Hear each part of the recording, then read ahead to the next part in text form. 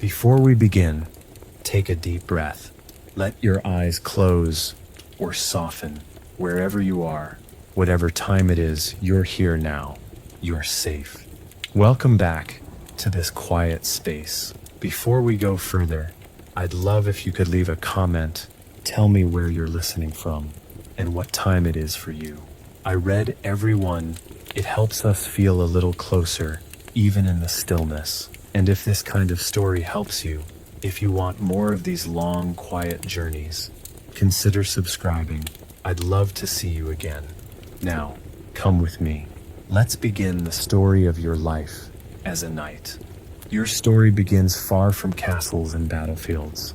It begins in the soft green belly of the countryside, where the hills rise gently and the sky holds its color longer than you remember. You are a child, not poor, but not noble. Just enough to eat, just enough to be left alone. You live near the edge of the woods in a cottage warmed by stone and smoke, and the sound of your mother's voice humming through the beams. Your father is a cooper, a barrel maker, and you help him sometimes, though your fingers aren't strong enough yet. He laughs when you drop the mallet. You'll be strong enough someday, just not today. You remember that line for the rest of your life. You carry it into places he never lives to see. You don't dream of glory, not yet, but you do dream of horses, of riding beyond the fields you've seen, of wearing something that shines. Sometimes while fetching water from the stream, you find smooth stones and pretend they are coins. You store them in a pouch and say they are for your war horse's feed. You tell stories to the chickens, practicing your heroic voice. You rescue sticks from puddles and call them lost swords. And one day when you're 11, a real knight passes through your village. His armor is not gleaming, it's dull with dust. Dented at the knees, the mark of someone who's seen the worst of things and kept going anyway. But he looks like a story. He speaks to no one but the priest, stays one night, leaves before sunrise. But you see him, and he sees you, just for a moment. That look becomes a fire under your ribs that doesn't go out. You begin training in secret. You run farther each morning, up the hill behind the orchard, where the grass thickens and the wind carries the crows. You build your own wooden sword, crude and splintered. You learn to lift water buckets with both arms, to swing them like weights. You listen to the old man who once served in a war and now drinks alone by the mill. He tells you where to aim, where to stand, where to place your feet so you don't fall. You ask your mother to stitch padding into your coat. You say it's for the cold. She doesn't believe you, but she does it anyway. One day when you're 14, you leave the cottage without telling anyone. You walk 23 miles to the castle. Your feet bleed, but you never stop. And when you arrive, you ask to become a page. The guard laughs, then stops laughing when he sees your eyes. They take you in, not because you're special, but because you didn't ask to be. You work harder than anyone. You clean armor, sweep ash, learn to speak only when spoken to, but you watch. You notice everything. How knights stand when they rest. How squires polish shields with circles, not lines. You notice that the best fighters never boast. You sleep in a room with 5 others. You miss your mother's bread. You miss the trees. But one morning you hold a sword for the first time. Not pretend, not wood, not play. Real, cold, waiting. And something in you changes, not loudly, just a shift, like the wind turning.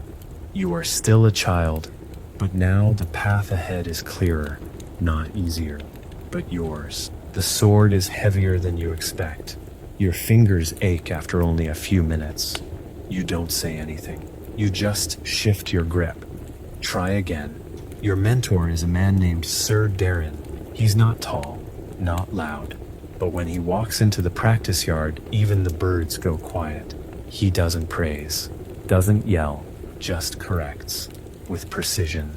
with calm. When you swing too wide, he says, waste of motion. When you lunge without balance, he says, fall in battle once you'll remember. And when you land your first clean strike after months of trying, he says only good. But that one word fills your chest like sunlight. Training becomes your world.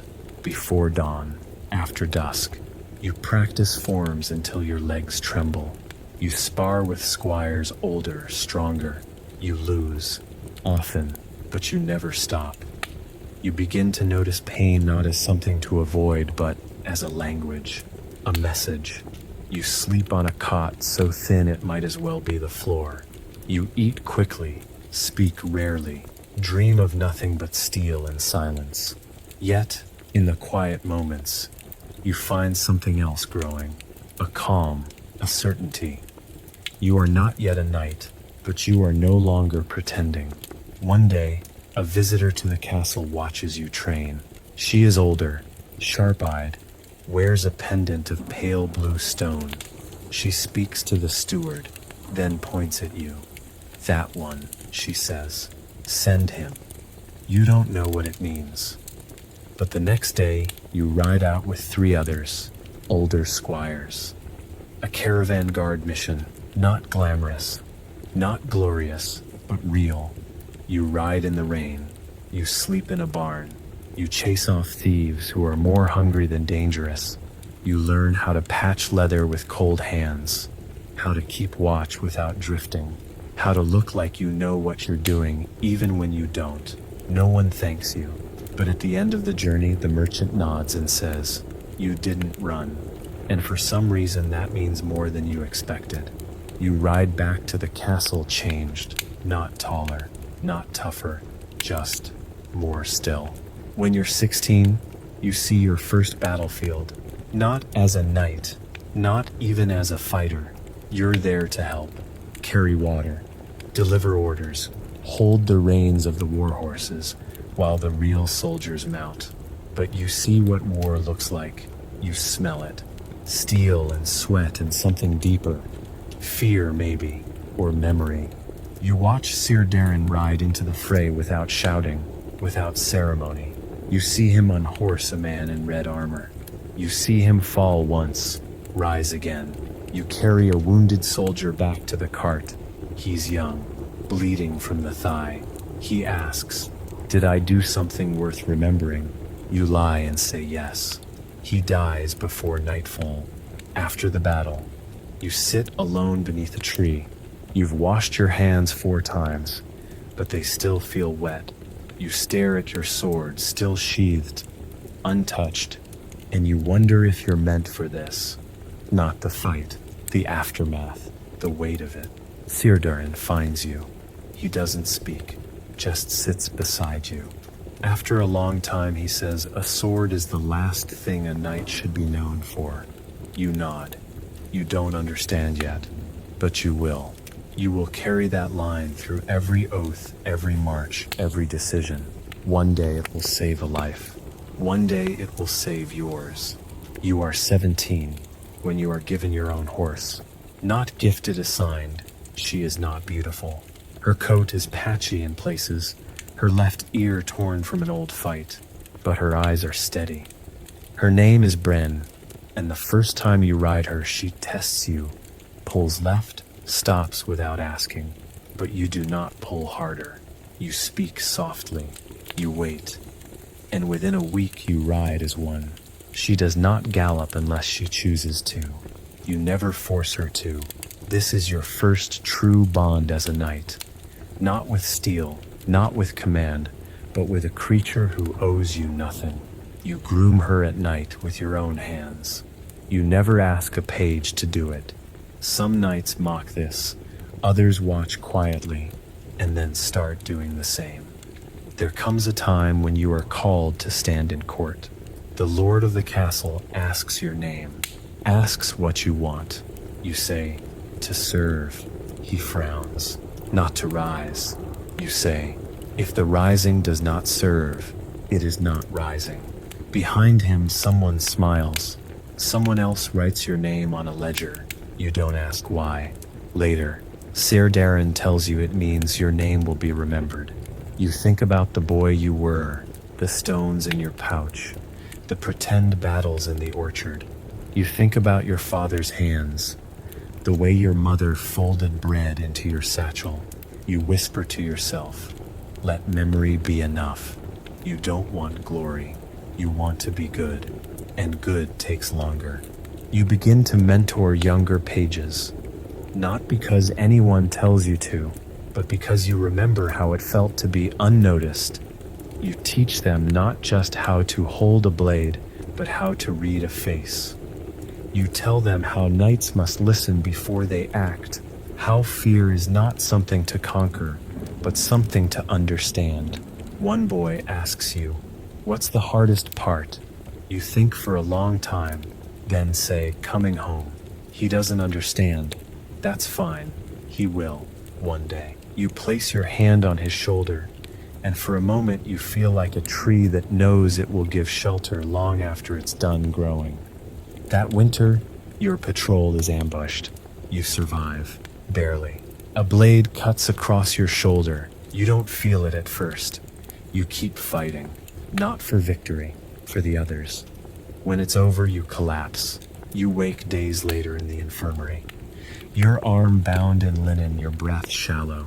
Ser Darren is there. He says nothing about the fight, just says you did not leave anyone behind. You sleep again, for a long time. When you rise, you find a cloth folded beside your bed. Inside, a note, just 4 words. You are still here. You don't know who left it. You don't ask, but you keep the cloth with you always. It becomes your banner, small, silent, unseen by most. But it reminds you that being alive is its own kind of knighthood. Spring returns, slowly, as it always does. And with it, a summons. You are to be knighted, not because of one act, but because of many small ones. Because you did not run, because you listen, because you wait before drawing steel. You kneel in the hall before the court. You do not tremble. You do not burn with pride. You feel quiet, grounded, like a door closing gently behind you, a new one opening ahead. The sword touches each shoulder. The room fades. All you hear is your own breath and a memory of your father saying, you'll be strong enough someday, just not today. Today you are strong enough, not because you seek power, but because you've learned how to hold it softly. They call you Sir now. The first time it happens, you almost don't turn your head. You're still getting used to it. Not the honor, but the echo. The way the word feels heavier than armor. Sir. A sound shaped by others, given to you not as reward, but as trust. You accept it quietly, not with grand speeches, but with smaller things. You rise earlier than you used to. You clean your own tack. You keep bread in your satchel for those with less. The squire assigned to you is nervous. His name is Marin. His eyes are too big for his face, and he speaks too quickly, but he learns. And when he stumbles, you say nothing. You just show him again. One day he calls you Sir with more steadiness than before. You say you'll call someone else that one day. Make sure you earn it first in silence. Your first command comes sooner than expected. A border dispute. Nothing noble, nothing sung, just fields, rights, fear. You're told to go, not to fight, but to calm. You take Bren. You wear no plume, no colors, just a plain cloak. When you arrive, the air is brittle with tension. Farmers holding tools like weapons. Soldiers with swords they hope not to use. You dismount. Speak slowly. You listen before you speak. You ask names before sides. It takes hours, days, but the blade never leaves your sheath. A child tugs your cloak and says, you look like someone who doesn't shout. You nod. That evening, an elder gives you a folded cloth, plain, frayed, for remembering this was your first real victory. You keep it tucked in your belt for years. The years after are not filled with glory. They are filled with work, quiet work, Long rides, broken roads, decisions that never feel clean. You hold the line between duty and doubt. You save a town by standing still. You protect a messenger too young to understand the message. You deliver food through a storm and lose 3 toes to the cold. No ballads are written, but in small places your name is known, not with fanfare but with respect, in whispers. He stayed when others left. She listened before judging. That was a night. You learn that reputation is not something built. It is something left behind in rooms you no longer stand in. You see war again. Not your first, not your last. It is worse this time. You lose friends. You hold the hand of a soldier who can no longer see. You carry the wounded farther than your body should allow. You write letters for the dying, and when the final horn blows and the banners are lowered, you do not cheer. You sit beside a burned oak and close your eyes. The wind touches your face like an old friend who no longer has words. That night, a fellow knight gives you a cup of wine and says, "I would have followed you into worse." You nod. And later, alone, you take out your folded cloth from years ago and hold it between your palms. You say nothing. It says enough. One winter, you return home. Not the castle, not the court. Home. The cottage still stands. Smaller now. The woods thinner. Your father's tools still hang on the wall. You sit in the same spot by the fire. Your mother is gone. Your father too. But you feel them there. In the way the chair creaks. In the scent of ash and flour. You place a folded cloth on the mantel. No message. Just presence. Just proof that you returned. That the boy who dreamed of armor came back with something better than glory. He came back with memory. And the knowledge that a knight is not made on the battlefield, but in the spaces in between where no one is watching, and you choose the quiet path anyway. Time does not announce itself. It settles. You notice it in the way your hands close more slowly, in the ache of joints after long rides, in the way young knights look at you, not as one of them, but as something they are trying to become. You don't fight it. You don't cling to the days when your armor shone brighter. You polish your blade less often now, not because it's no longer sharp, but because you no longer feel the need to prove that it is.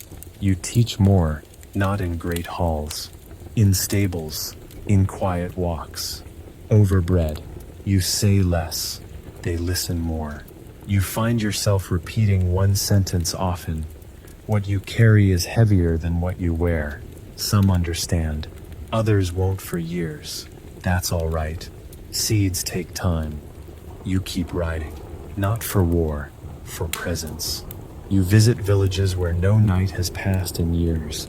You carry no banner, just your horse, your silence, and a satchel filled with folded cloths.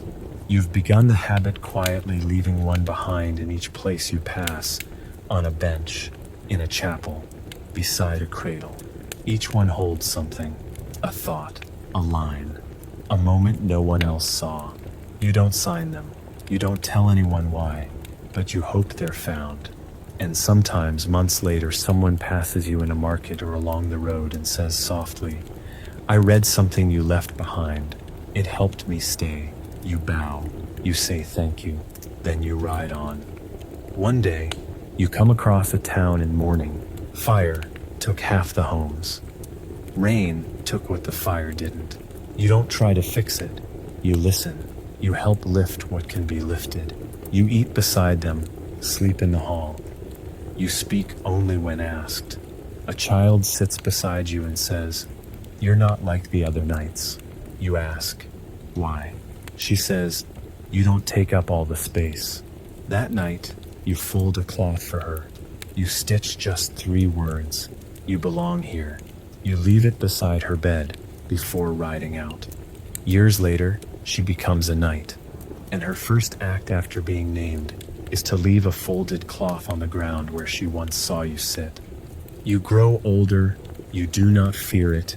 You begin to feel time not as a thief, but as a scribe. It has written its story into your shoulders, your knees, your spine, but your gaze is steady, your grip still sure, and your silence richer. You are invited often to court. You decline more than you accept. You are asked to lead. You recommend others. You do not seek position, you seek peace. And when you find it, you protect it, not with steel, but with your choice to remain steady when others sway. You become a story, not a legend, something quieter. The kind of tale people pass over bread. There was a knight once who stayed behind after the battle to bury even the enemy dead. You never hear them speak it, but you feel it in how strangers look at you with recognition they can't explain. One night, in the quiet between seasons, you sit alone beside a small stream. Your horse grazes nearby. You unfold a cloth you've carried since you were a squire. It is frayed. The words have faded, but you remember what it said. You are still here. You breathe it in. You fold it again. And then you take a fresh piece. You hold it in your palm, smooth it out, then stitch a single word into the edge. Stay. You do not know who it is for, only that someone someday will need it. You place it beneath a stone, then rise. The night is cool, the wind is soft, and as you mount your horse you do not look back, not because you don't care, but because you have finally learned what matters does not need to be watched to endure. It only needs to be left with care. The world shifts slowly when you've been watching it long enough. Castles change banners. Rivers change course. Roads grow where forests once stood.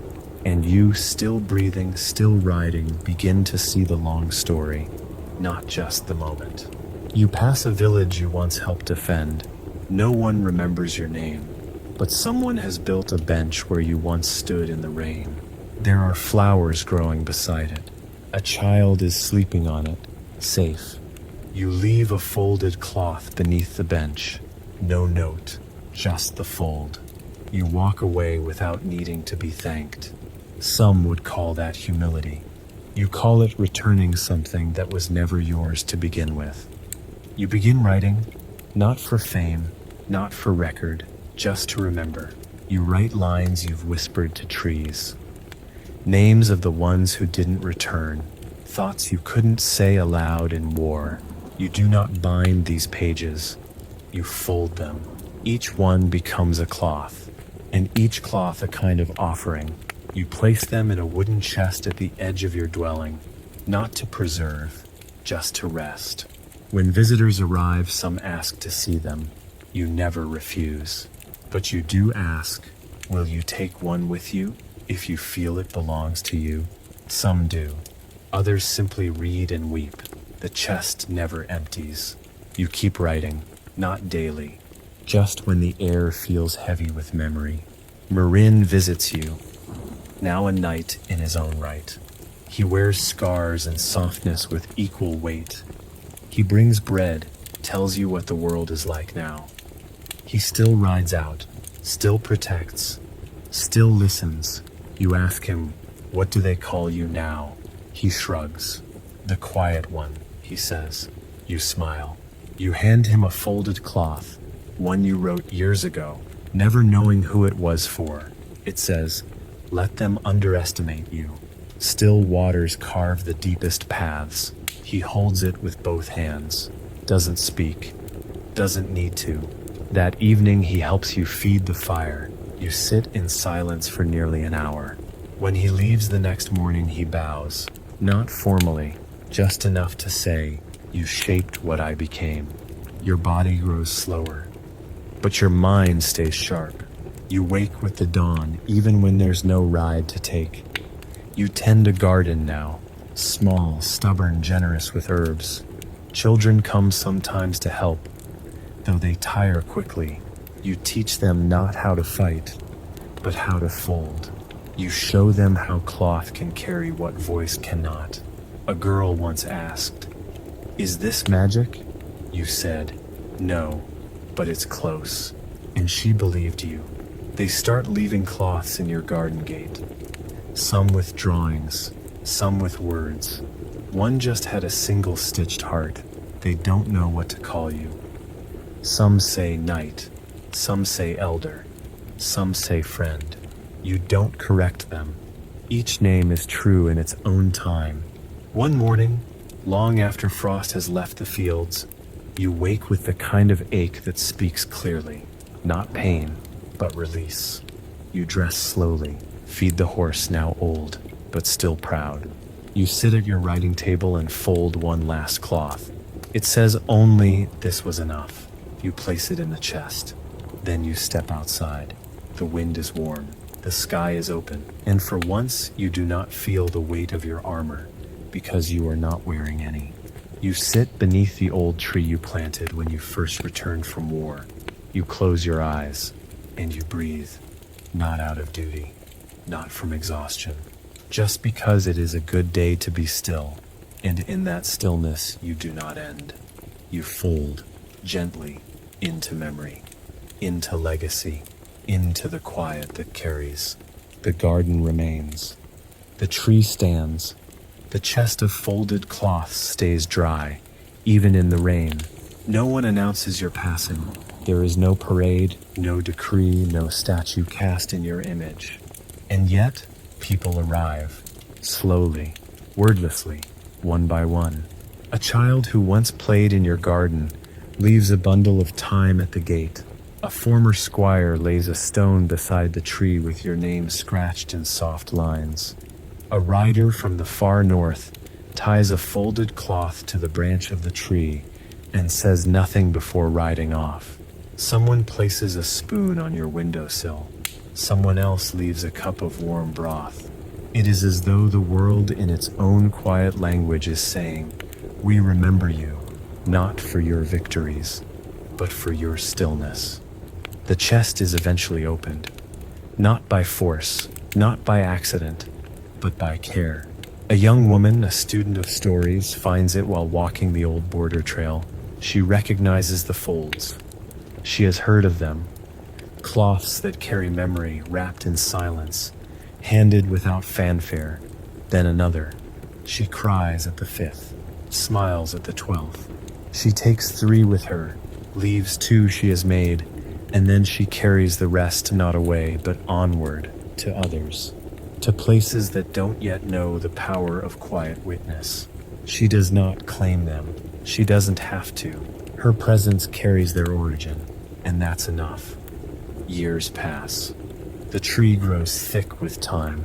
Its roots shift the path slightly. Travelers who sit in its shade feel rested without knowing why. The garden blooms longer each year, even when frost comes early. No one owns the land, but everyone tends to it. Someone refills the well. Someone clears the leaves. Cloths still appear beneath the bench. Folded notes are tied with twine and tucked into the bark. It is not a shrine. It is a place that listens. The kind of place people find when they aren't sure what they're looking for and leave with something they didn't know they were missing. Peace. Pause. Permission to be quiet. In the listener's archive, hundreds of miles away, a single package arrives. It is wrapped in coarse linen. Inside are 6 cloths, a sprig of dried mint, and a page with no salutation, just a line. This night taught us how to stay.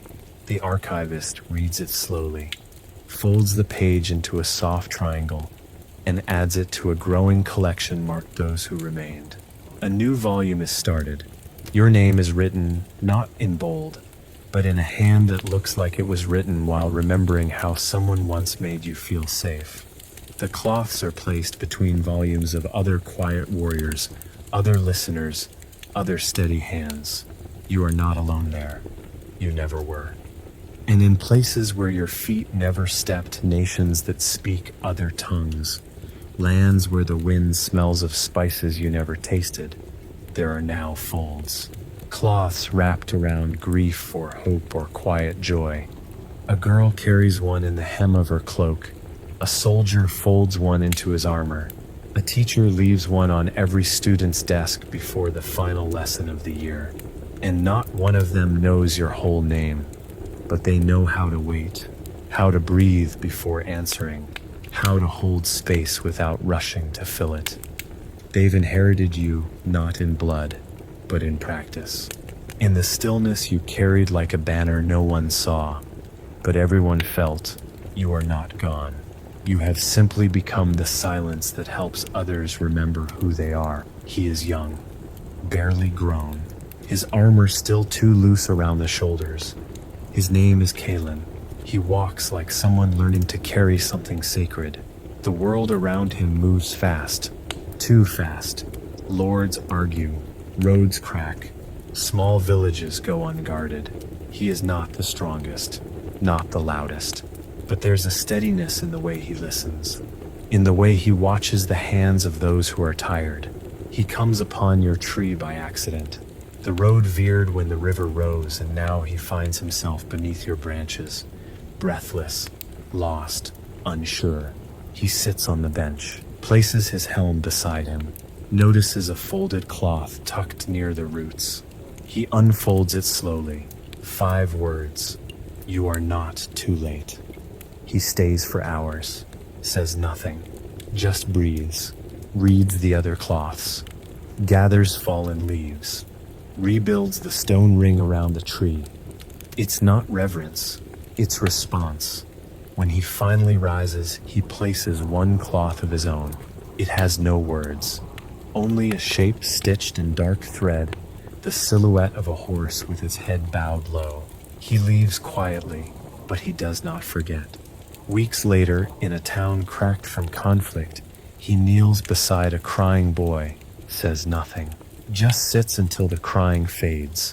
Then he offers him a folded cloth, blank, warm, and walks away. The boy opens it days later and tells his mother, I think it held stillness. She doesn't understand, but she tucks it into her sleeve. Kalen begins to fold often. He leaves cloths on thresholds, inside ruined barns, beside broken walls. He becomes known not for his sword, but for what he does after the fight. A woman with frostbite wakes to find one tucked into her glove. A horse limping through cold fields finds one tied gently to the gate, its fabric infused with balm. No one catches him leaving them. No one needs to. The cloths become a rumor, then a rhythm. And when someone finally asks, why do you do it? He says, because someone did it before me. That's all. No name, no story, just a continuation. A long inhale after a held breath. In a quiet town near the sea, a healer receives one. It's folded into the crook of her door. She carries it for weeks before realizing it helps her breathe easier at night. She doesn't know why. So she starts folding too, for her patients, for strangers, for herself.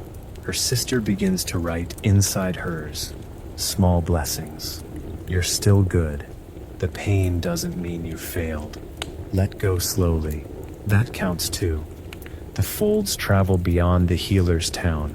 People who never met Kellen begin to say his name anyway. The cloth knight. The one who leaves gentleness where others leave dust. The knight who stays after the battle. He hears the whispers. He never answers them. He's too busy folding the next one. At the archive, a new package arrives. Inside cloths, more than a dozen, different hands, different threads, different silences. One envelope, no sender, just a phrase. It's spreading again, like it used to. Philly, older now, opens the cloths, one by one, smiles, cries, just a little. Ash places them in the newest volume.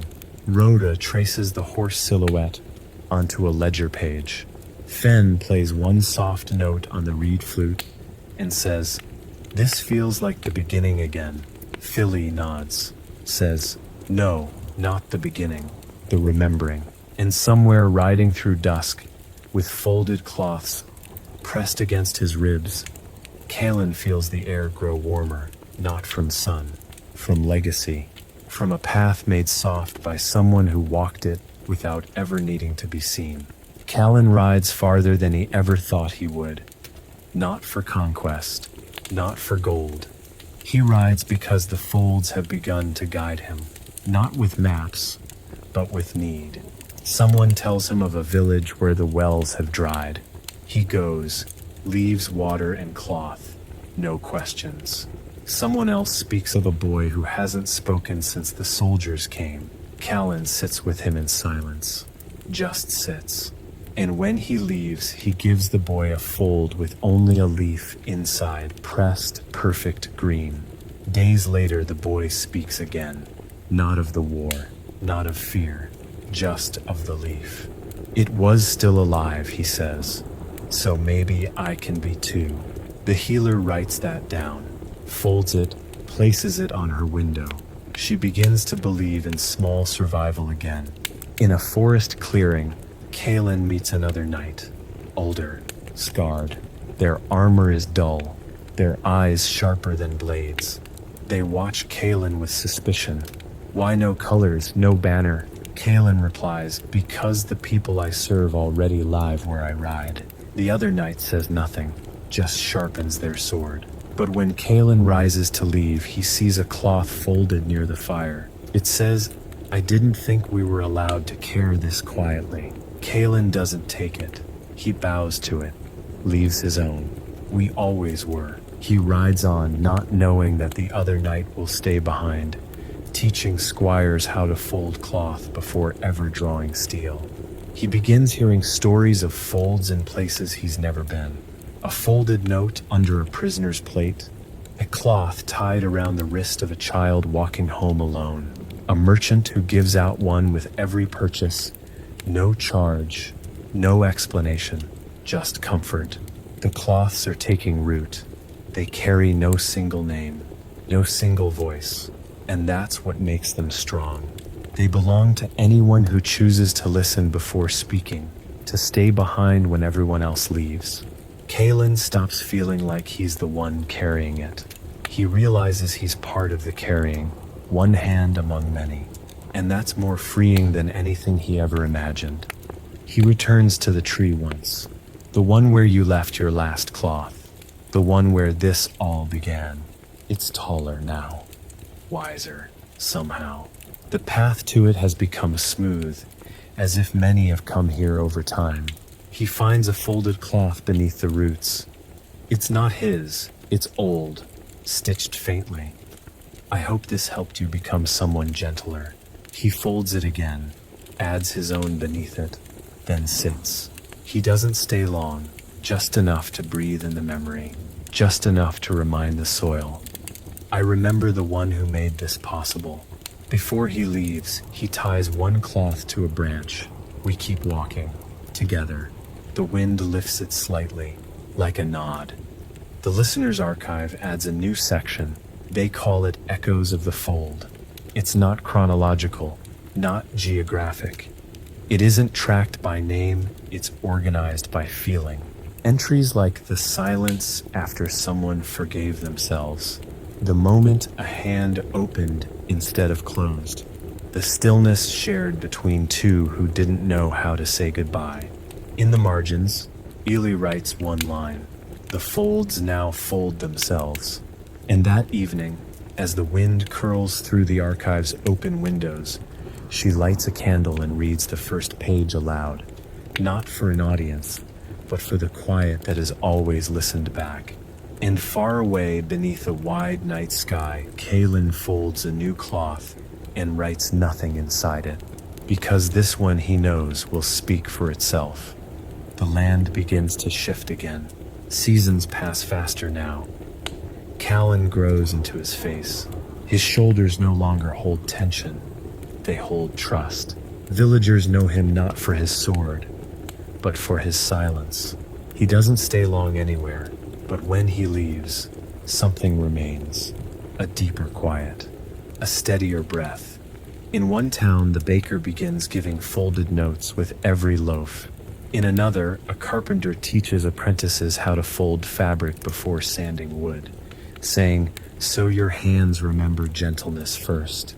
No one calls it knighthood, but it is. Not with ceremony, not with titles, just the kind of presence that doesn't need to be explained to be felt. Callan writes less now. He folds more. He listens more. In one village, a boy asks, "How do I become like you?" Callan kneels, places a cloth in the boy's palm, and says, "Start by listening to someone who's never been asked how they're really doing." The boy does.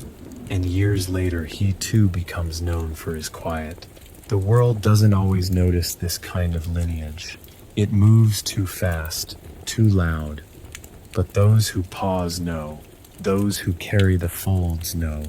And the path, once narrow, begins to widen with others walking it beside him, not behind, not in front, together, not in uniform, but in rhythm. There is one village where no one speaks when he arrives, not because they are unkind, but because they are grieving. A storm took too much. A fire came after. Callan says nothing. He helps rebuild. He gathers stones for the wall. He shares his bread. On the third day, someone leaves a folded cloth on the table where he eats. Inside, one line: "You reminded us how to hold each other without falling apart." He presses the cloth to his chest, then tucks it into his satchel. Later, he walks to the center of town and lays down his sword, not as surrender, as offering, as promise. "Use it," he says. "Only if you can't find another way." They nod. They keep it. But it is never drawn. At night, Callan dreams of things he's never seen. A city built of folded notes. A child teaching a noble how to stay quiet. A tree growing cloth from its branches. He wakes with a full heart and no need to understand it all. He begins placing folded cloths under stones now, in fields by rivers, in libraries on ships. He starts writing only one word in each. Words like begin, breathe, stay, ease. He doesn't record them. He lets them go, like seeds, like lanterns, like sighs. And in doing so, he feels something in himself unfold too. Not release, not escape, just opening. The kind of peace that isn't loud, just steady. At the archive, the ledgers grow quiet again, not because the folds have stopped, but because they've gone farther than the archive can follow. Ulti stands before the shelves and says softly, "It's no longer ours to track." Ash nods. Rose stitches one final pattern. Fen plays a lullaby, and they open the windows wide. Let the wind carry the rest. The archive does not close. It does not end. It simply returns to stillness, ready, waiting, as it always has. And far from there, on a hill where the light lingers longer than elsewhere, Callan folds a cloth for the last time that year. No thread, no ink, just the fold. Then places it on the earth, says nothing, walks on, and the world, quietly, folds with him. The road is softer now.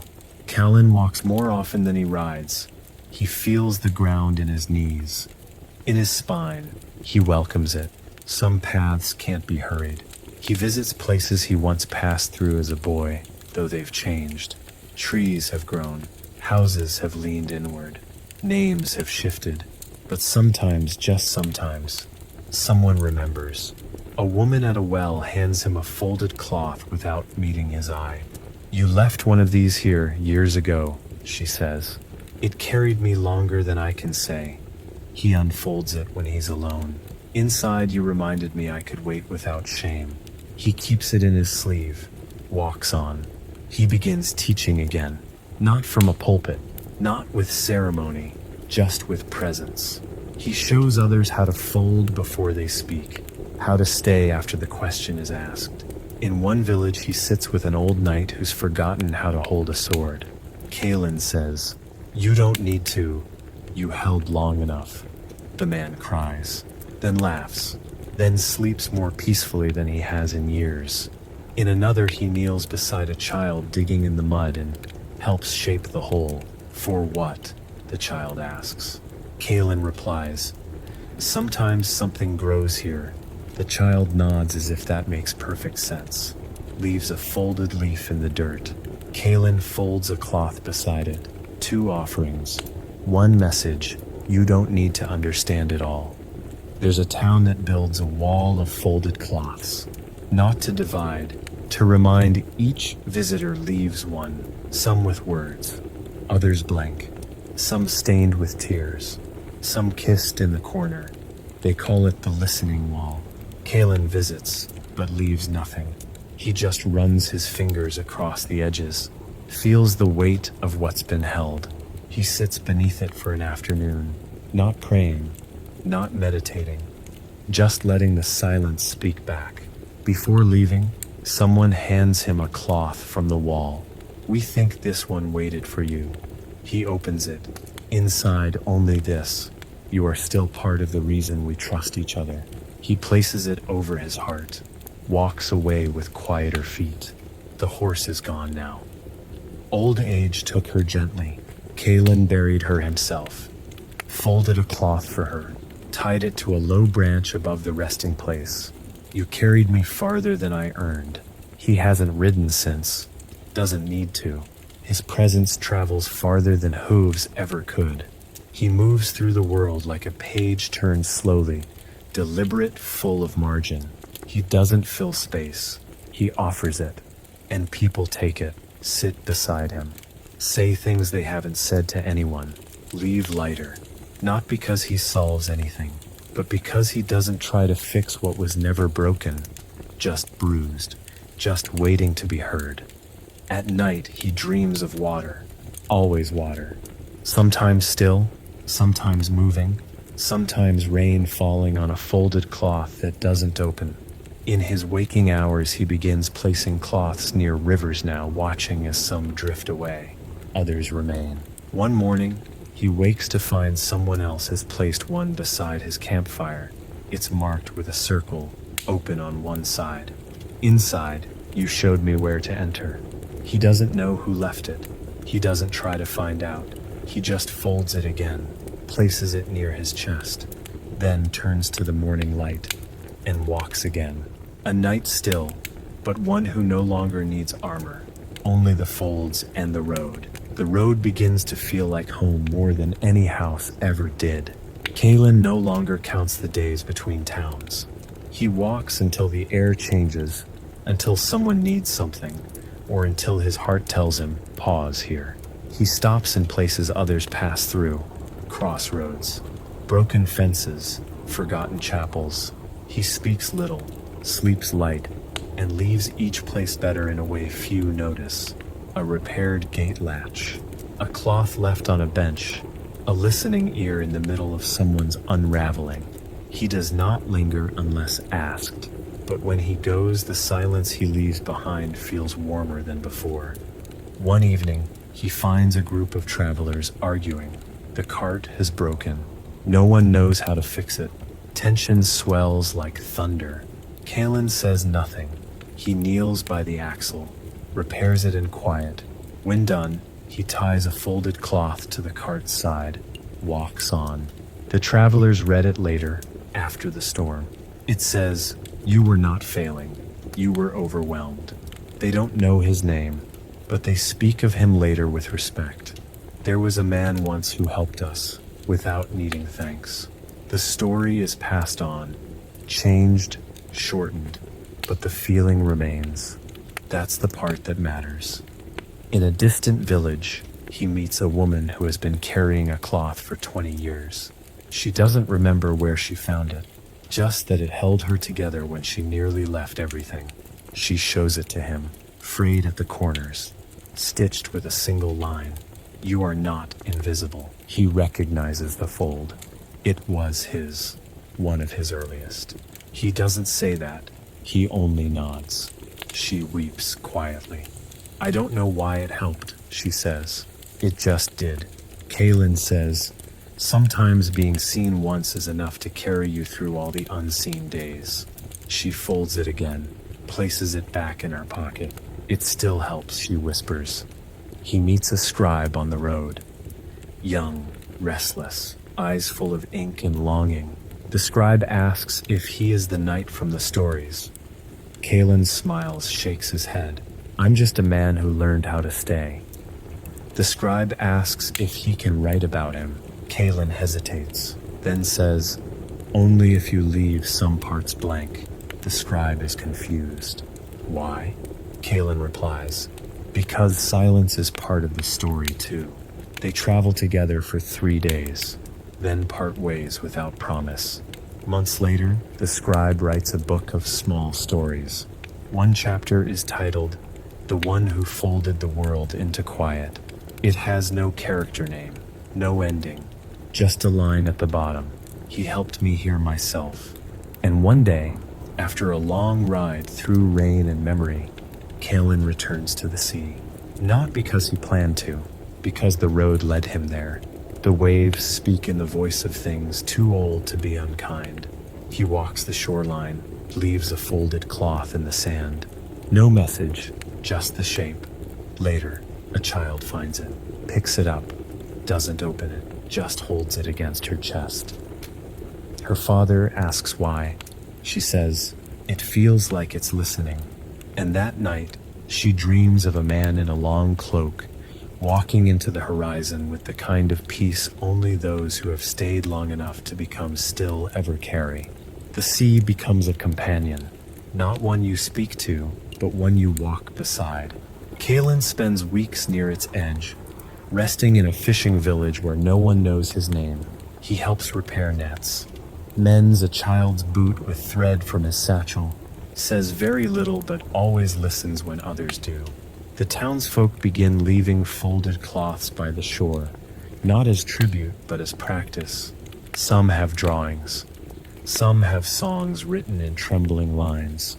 One simply says, thank you for teaching us that patience doesn't mean waiting. It means caring slowly. Kalen finds it one morning tucked into the hollow of a driftwood log. He folds it tighter, keeps it close.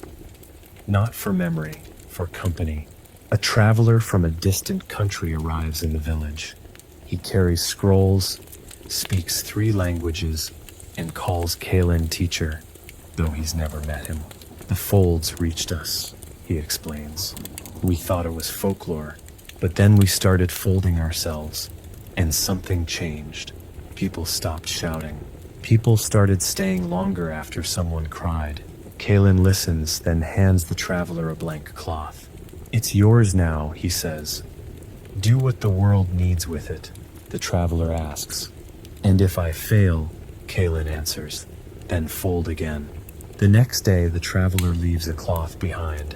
It reads, you reminded me that quiet doesn't mean small. He does not say goodbye, just continues the path. Seasons turn again. Kalen begins to slow, but not with regret. His steps remain sure. Even if shorter, he no longer seeks new places. He waits for the folds to lead him. One day, a child knocks at the door of his small stone home near the sea. She holds out a cloth, creased, stitched, handled too many times. Did you write this? She asks. Kalen reads it. There is time still. He looks at her, smiles gently. I did, she asks. Can you teach me? He nods. And so day by day he does. Not just how to fold, but how to see without judgment. How to sit without fixing. How to speak only when silence has been fully heard. She is his first apprentice. Not by blood, but by breath. Her name is Liz. She folds quickly but unevenly at first. Slow down, Kalen says. Let the cloth teach you its shape. She learns. She watches. She writes her first message at dusk. I forgive myself for not being ready sooner. He doesn't praise it. He just folds one in return. You came when it mattered. They begin leaving cloths together. One at the market, one in the chapel, one between the pages of a lost book. Liz grows into the work, as if it were always waiting for her. And Kellen, watching her fold with quiet certainty, begins to feel the thread of his own story soften, like a page reaching its final lines, not with a stop, but with a breath. Liz asks one night, Do you miss the battles? Kaelin looks at the fire, thinks for a long time, then says, only the ones where I chose peace instead. She doesn't speak, just nods. The next morning she finds a folded cloth beside her bed. It says, when the sword is heavy, let it rest. Not every day must be carried. She carries it for years, even after Kaelin's steps fade from the earth and into memory. Even after the sky begins to hold its color a little longer over the sea where he once stood. And when people ask her what he was like, she always answers, he showed me how to become something without needing to be seen. Lys stays by the sea. Long after Callan is gone, she keeps the house swept, the bench by the tree repaired, the folds dry and clean. People still come, not every day, not in crowds, but steadily, quietly. Some ask about the man who once lived there. She tells them the truth. He listened longer than most people speak. They sit with that. Some weep. Some leave a cloth. Some walk away lighter. She doesn't try to explain the folds. She lets people learn by folding. She gives them blank squares, a needle if they ask, a silence if they don't. Slowly the village becomes something different. Not a shrine, not a school, just a place that remembers how to pause. The children begin to call her the Fold Keeper. She doesn't correct them. They bring her notes. Try to fold faster than each other. She smiles but always says, the one who folds slowest hears the cloth best. One girl writes, I'm afraid of forgetting my father's voice. Lys folds with her, side by side. Then whispers, some things never disappear. They just become part of how you breathe. That cloth is pinned to the tree, near where Kellen's last was left. Wind lifts it gently in the evenings. No one dares remove it, but many sit beneath it when they don't have words for what they're carrying. Lys begins to write again. She fills ledgers, not with history but with fragments. Questions asked in stillness. Words whispered over bread, messages left under stone. What if I'm not ready to forgive yet? He waited beside me when I couldn't speak. I folded this instead of running. Each one signed with a shape, never a name. She sends some to the archive. Others she leaves on passing carts. Her folds cross borders. They appear in cities that forgot how to whisper, in schools that teach again what gentleness feels like. And all along she carries a cloth from her very first night as an apprentice. It reminds her, not every day must be carried. Far away, the archive grows quiet again, not because it is forgotten, but because it has done what it was meant to do. It listens now more than it records. Ely is older. She walks with a cane now, slower, softer.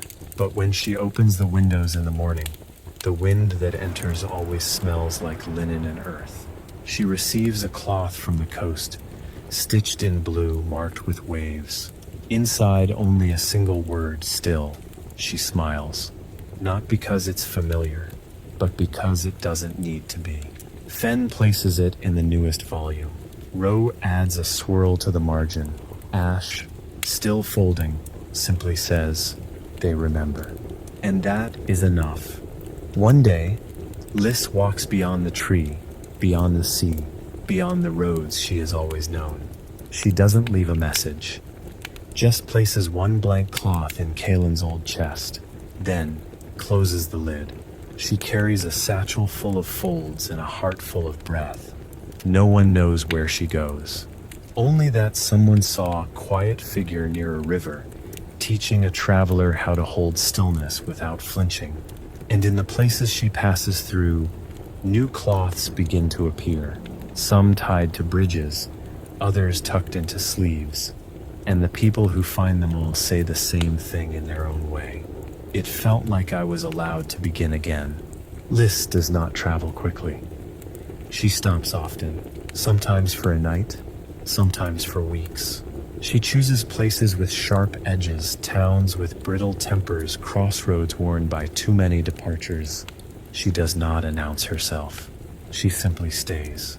sweeps a floor, mends a fence, listens longer than most expect. Then one morning, someone wakes to find a folded cloth on their doorstep. Another finds one tied to the handle of the town well. Another slipped under a broken doorframe.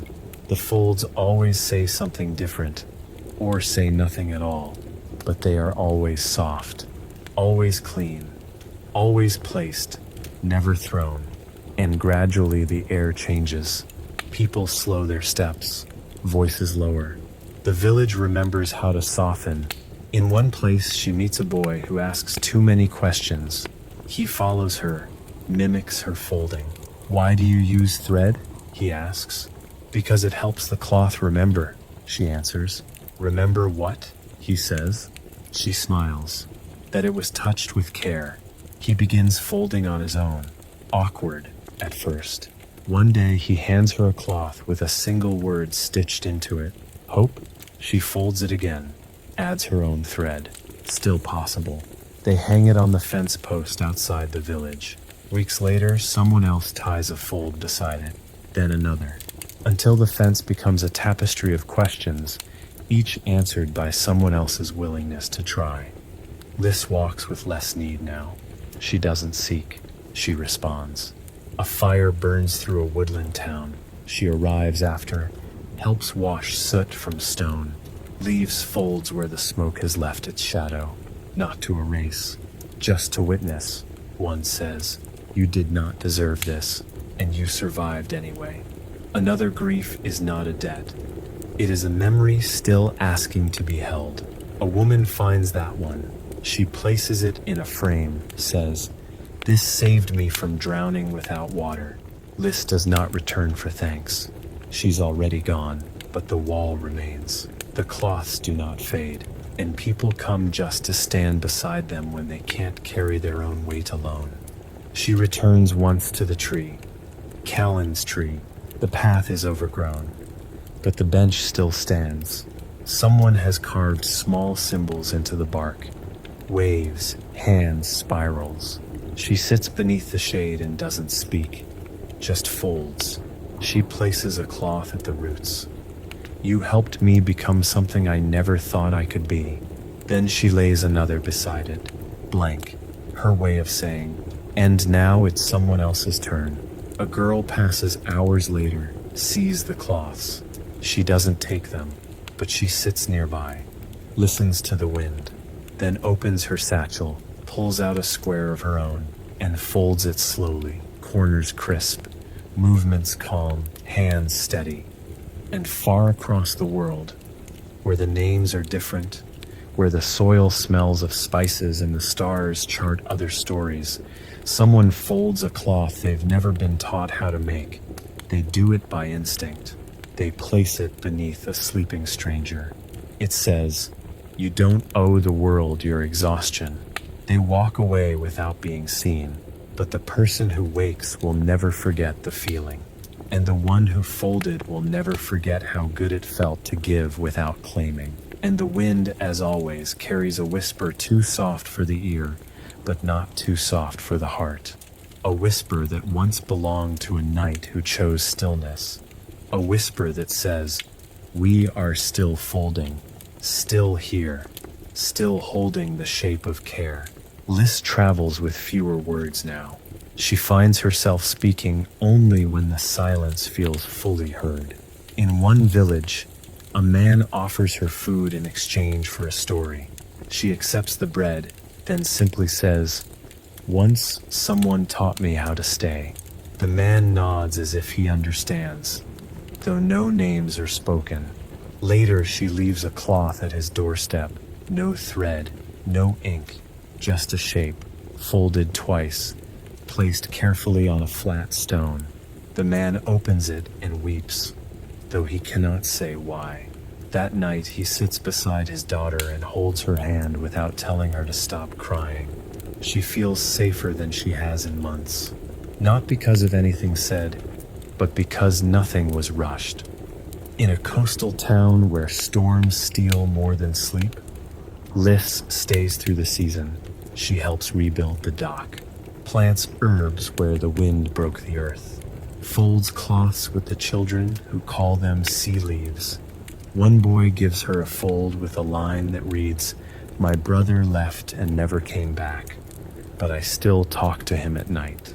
She doesn't answer, just folds it again and holds it to her chest for a moment.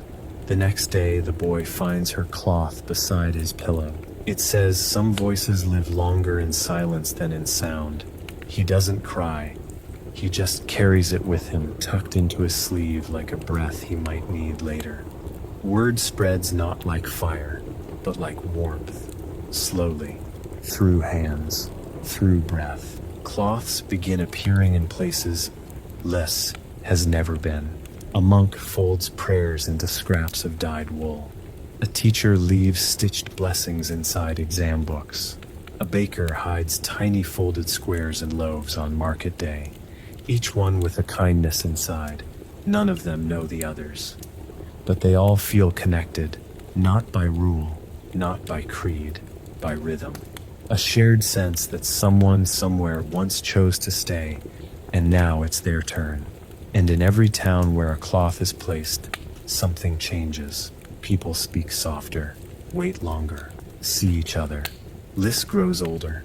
Her hands are still steady, but her legs tire more easily. She walks with a staff, now oak, wrapped in linen at the grip. A folded cloth is tied just beneath the handle, one from her early days with Callan. It reads, "You don't have to hold everything alone." She touches it sometimes when the road feels too long, and when strangers ask what it is, she smiles. A promise I keep making. In one village, someone offers her a home. She thanks them, stays for a time, then leaves before the offer turns into expectation. She always moves on gently. Her presence never feels like absence once it's gone, only like something that taught people how to breathe deeper. One night she dreams of Callan, not as he was, but as she remembers him, not in armor, just seated at the edge of the sea, folding a cloth she cannot read.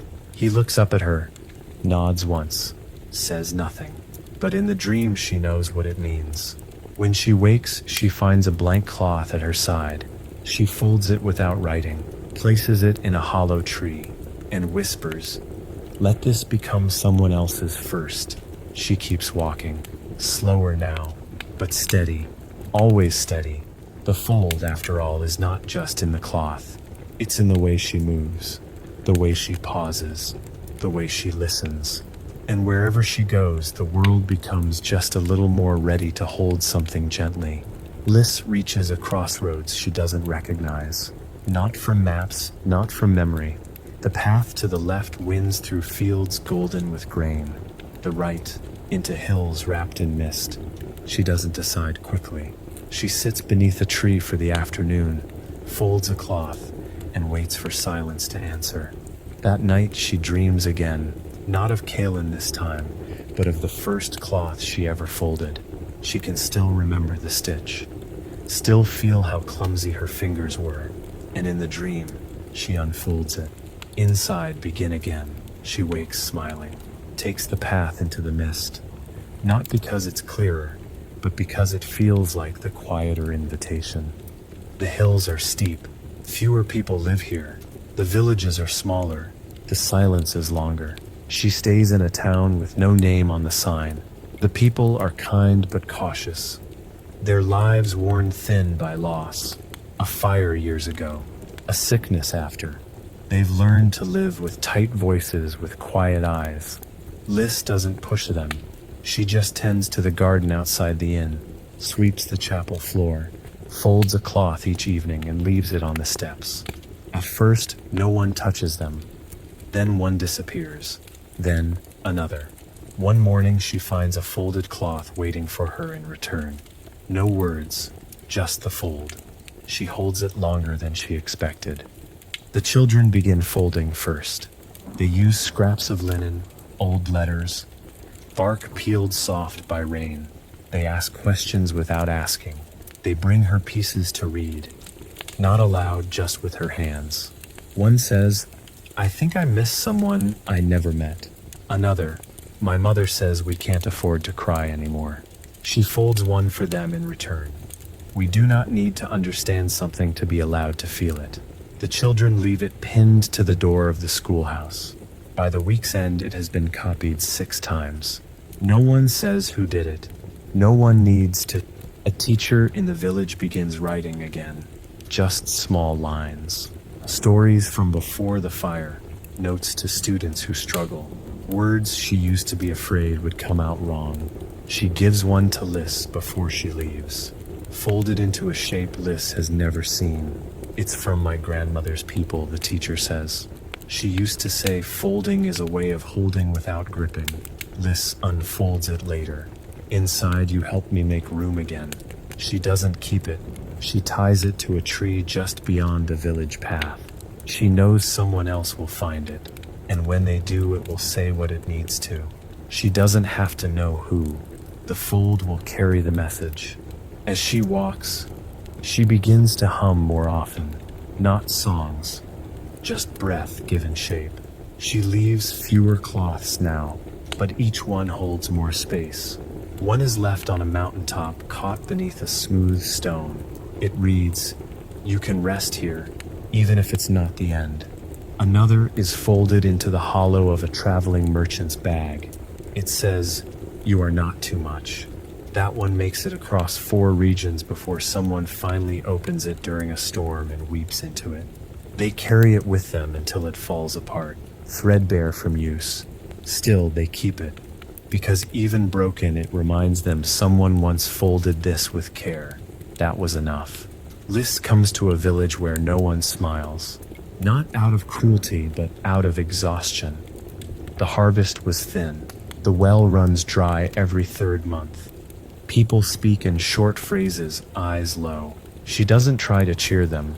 She simply stays, helps mend a broken fence, folds a cloth and places it at the hearth of the inn, where she's given a bed. No words, just a blue thread, spiraled gently into the corner. It's still there in the morning. The day after, it's gone. No one says a thing. But when she returns from the field that evening, she finds a folded cloth left for her in return, simple and wrinkled, made from an old curtain. Inside, one line, "You reminded me that I could still give something." She begins to leave behind fewer explanations, fewer written words. Instead, she lets the cloth carry its own kind of knowing. In one mountain village, she folds a cloth for a midwife who never speaks, only works. She tucks it under the woman's chair. The next morning, the woman nods to her for the first time, then places a folded cloth in return. Inside, "I never knew silence could mean someone saw me." That cloth is never read aloud. But days later, the midwife begins teaching young girls how to fold during long births, saying, "It steadies the breath. It spreads from there, quietly." The cloths begin showing up in homes before storms, under pillows before hard decisions, in aprons and pockets and between pages of worn books. Liz receives a letter by hand one morning, delivered by a traveler who doesn't know the sender. The paper is creased. Inside, only, "I left a cloth in the city, tied to the gate." Days later, it was gone, but I think it helped someone. I think they needed it. I never told anyone it was mine. It's the best thing I've done in years. Liz folds the letter gently. No reply needed, but she places it beneath a stone beside her bed, and the next time she folds, her hands move slower, more deliberately. She doesn't stitch anything. She just breathes into the cloth before placing it near a well that hasn't given water in 3 days. That night, rain comes. No one credits her, but a child ties a dry cloth to the well post the next morning and writes, "Thank you for not giving up when it was dry." She returns once more to the place where she first met Kalen's memory. The sea, the tree, the old stone bench. The branches are thicker now. New carvings have appeared. Some careful, some rushed, all sincere. Someone has built a small shelter nearby. Not large, just enough for resting travelers. Inside it, Liz finds a chest. Not Kalen's, but similar. Someone has been folding here too. Dozens of cloths, all blank. One, though, has a phrase stitched in unfamiliar thread. The one who came before left something I didn't know I needed. I don't know who they were, but I hope I make them proud. Lise sits with it a long time, then adds a cloth of her own. Her last one here. You have. She doesn't stay the night. Just watches the horizon until the stars arrive. Quiet and wide, then walks inland, toward no particular place. Her steps slower, her heart full. In one hand she carries a blank cloth, not yet folded. In the other, a memory she will never write down because it's not meant to be shared, just held. And behind her in the soft, dark air, a wind stirs through the trees, lifting the edge of a single cloth, tied gently to a low branch. It doesn't open. It doesn't need to. The message is already in the air. We are still folding, still here, still listening. Lise grows older. Her steps become smaller, her pauses longer, but her presence is as full as ever. She walks with her staff, now wrapped with bits of folded cloth. Others have given her. Some are fraying. Some still carry scent. Lavender, smoke, rain. Each one is a story she never had to write down. One morning she comes to a crossroads where an old woman is weeping quietly. No words, just grief. Lise doesn't speak. She sits beside her, waits. The wind moves through the trees like someone shushing the world. Finally, the woman says, "No one waited for me." Lise reaches into her satchel, hands her a cloth, folded 3 times. Inside, just I did. I am. The woman holds it like something she forgot she needed, says thank you with her whole body. Lise stops folding every day, not because she's forgotten, because she no longer needs to prove she remembers. Now, when she folds, it's only when the moment asks, a cry in the market, a farewell no one can speak, a hand that won't stop shaking. She folds like breathing now. No effort, no strain, just response. One boy asks her, "Why don't you write anything on some of them?" She smiles, because silence is already holding something. He doesn't get it. But weeks later, he starts folding too.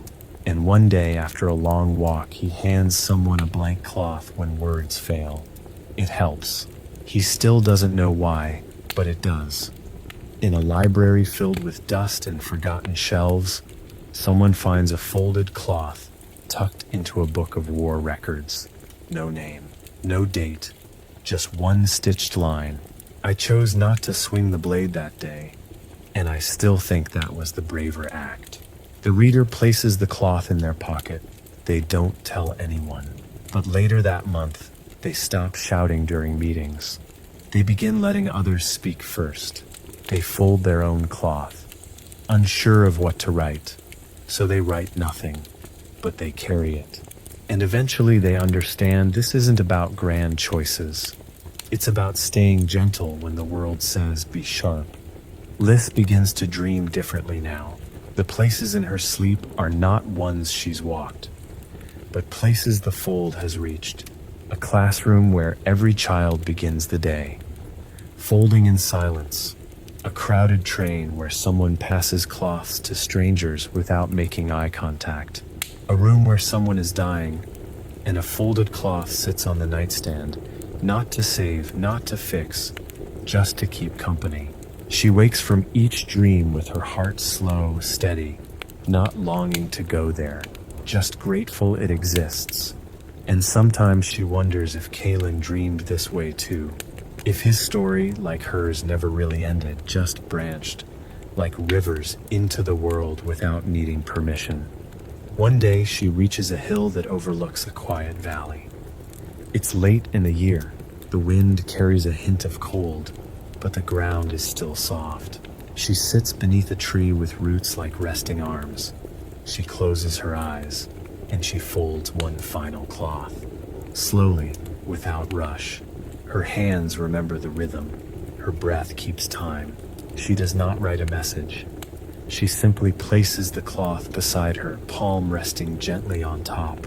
She stays like that for a long while, until the sun sets, until the wind stills, until the sky grows heavy with stars, and the cloth held by her hand in the earth waits not for a reader but for someone ready to begin again.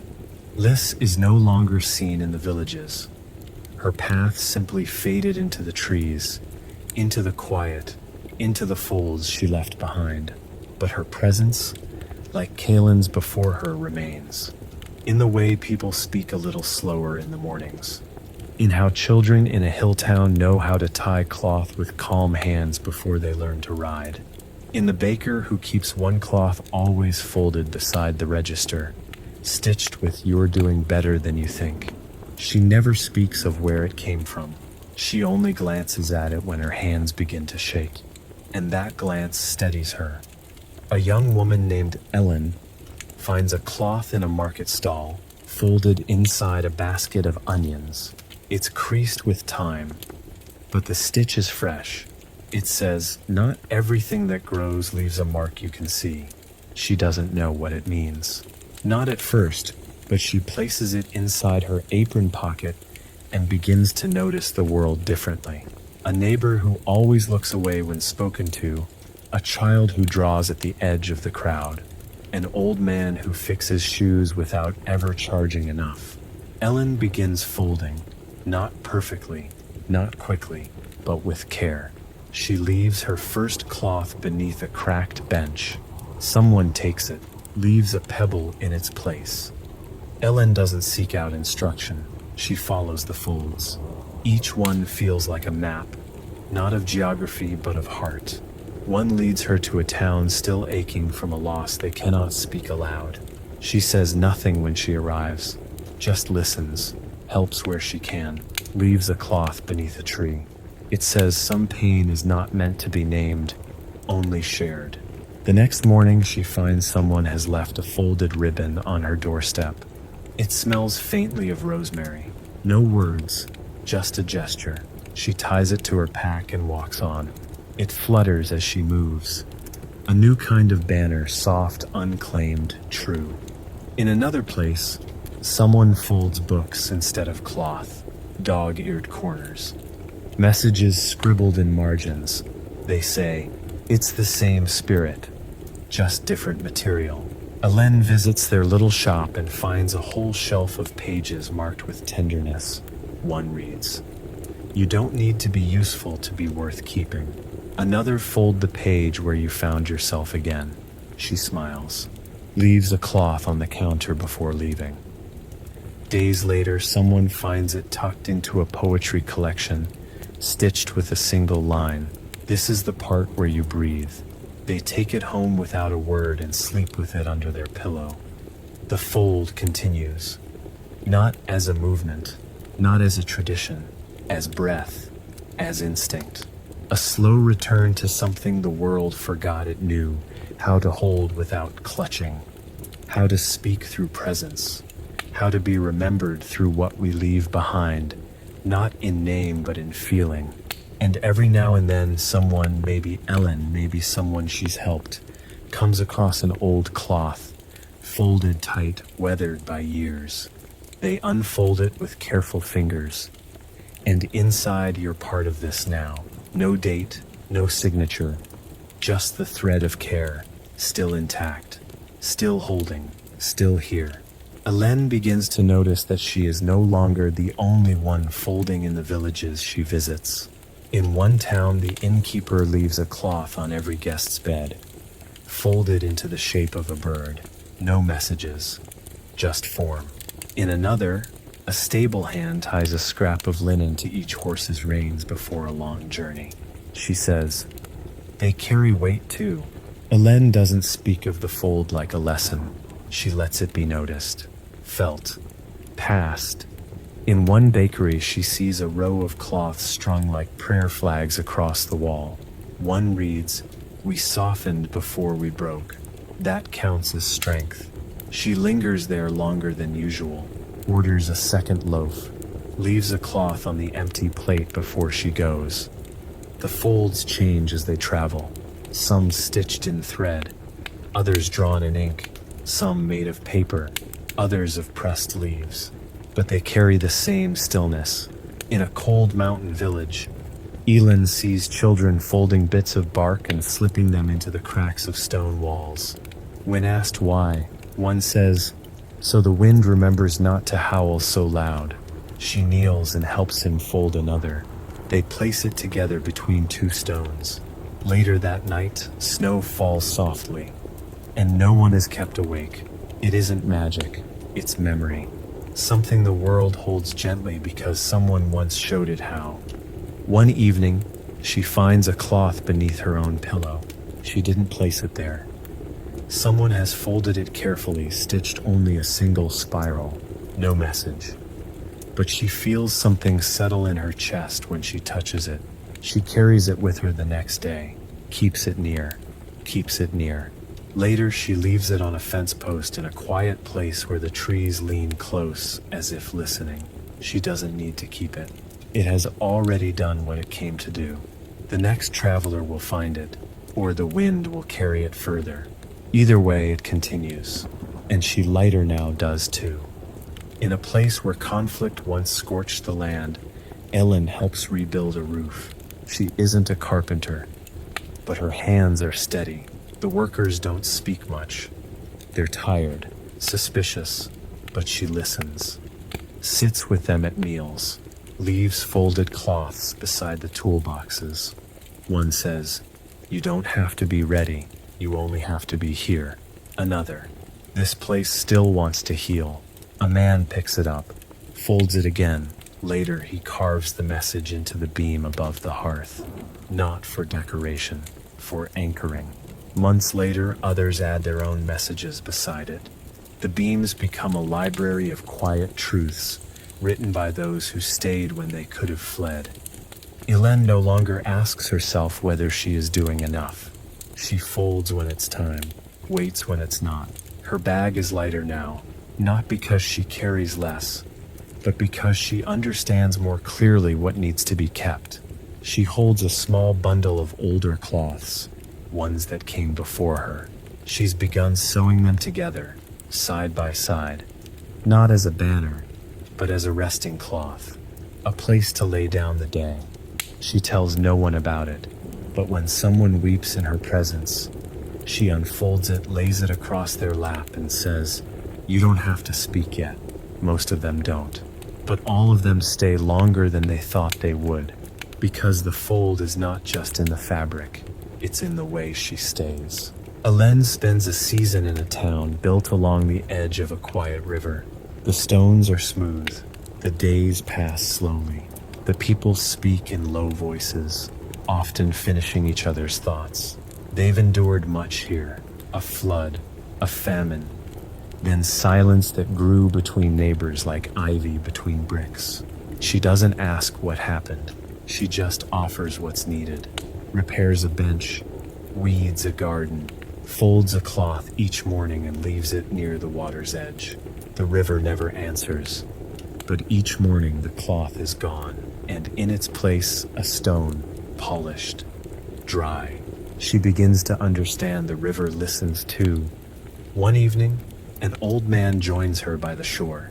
He carries a folded cloth, years old by the look of it. "I never opened this," he says. "Didn't think I was allowed?" Elen nods. "You can now, or not. The fold doesn't expire." He laughs, then opens it slowly, with both hands. Inside, what you felt was real. You didn't imagine being left. He weeps, not loud, just enough. He folds it again with trembling fingers. "I think I'll keep it now." She doesn't answer. She places a new cloth beside his. That night they sit in silence while the river keeps time. She begins to notice a pattern in the way people leave cloths for each other, not in the messages, but in the moments. A cloth is folded most often after someone listens, after someone stays through the silence that comes after truth is spoken. Elen watches this unfold in real time. A mother folding for her son after years of silence. A shopkeeper folding for a customer who couldn't make up her mind. A farmer folding one and leaving it on the gate of someone he once shouted at. The cloths don't erase the past, but they soften its grip, like laying down a blade that was never meant to be held so tightly for so long.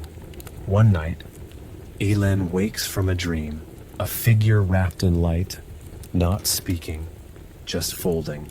Their hands are familiar, strong, patient. And when they lift their head, she doesn't recognize their face, but she feels a peace settle in her like snow on a still roof. The next day, she finds a fold placed on her pack.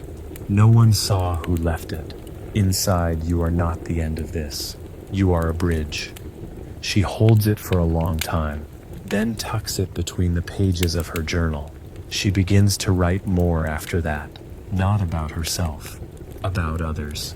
Stories she's heard while listening, lines people whispered when they thought no one was paying attention.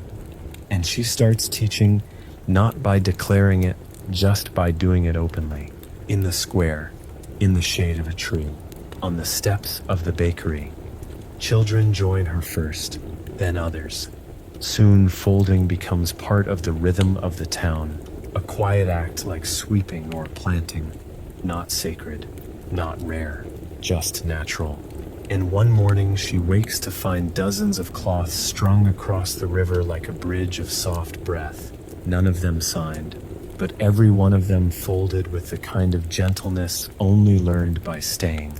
She walks across them slowly, with her eyes closed, trusting the fold, trusting the way forward is made not by pushing, but by pausing. Elen leaves the riverside village without fanfare, just before dawn, before the baker stirs, before the children run through the square. She ties one cloth to a branch near the path. It reads, "You taught each other how to stay." Then she walks, not with urgency, just direction. There's no destination, only a sense, something waiting to be witnessed. Her feet find a road where the wind carries stories, not sounds. She listens, not with her ears, with her breath. Each step feels like a question asked slowly. Who still needs space to unfold? And the road answers by opening to her.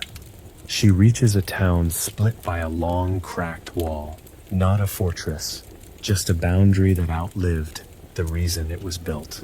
The people live on either side but don't speak. No anger, just habit. Telen stays in the space between. She sweeps the middle street, buys from both markets, leaves folded cloths where children can find them. It's safe to reach again. What you miss might miss you too.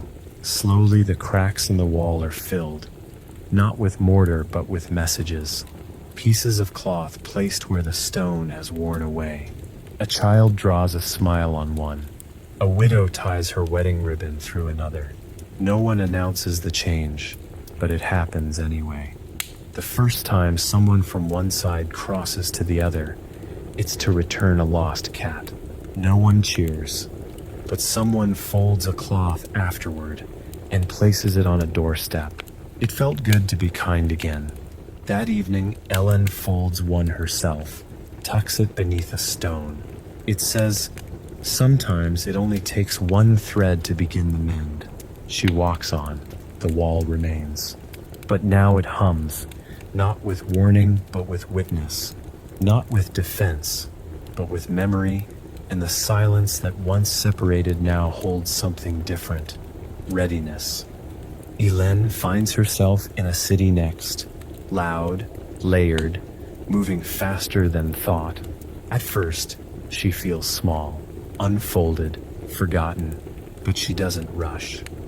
She finds the quiet places between buildings, beneath bridges, on rooftops where pigeons gather without complaint.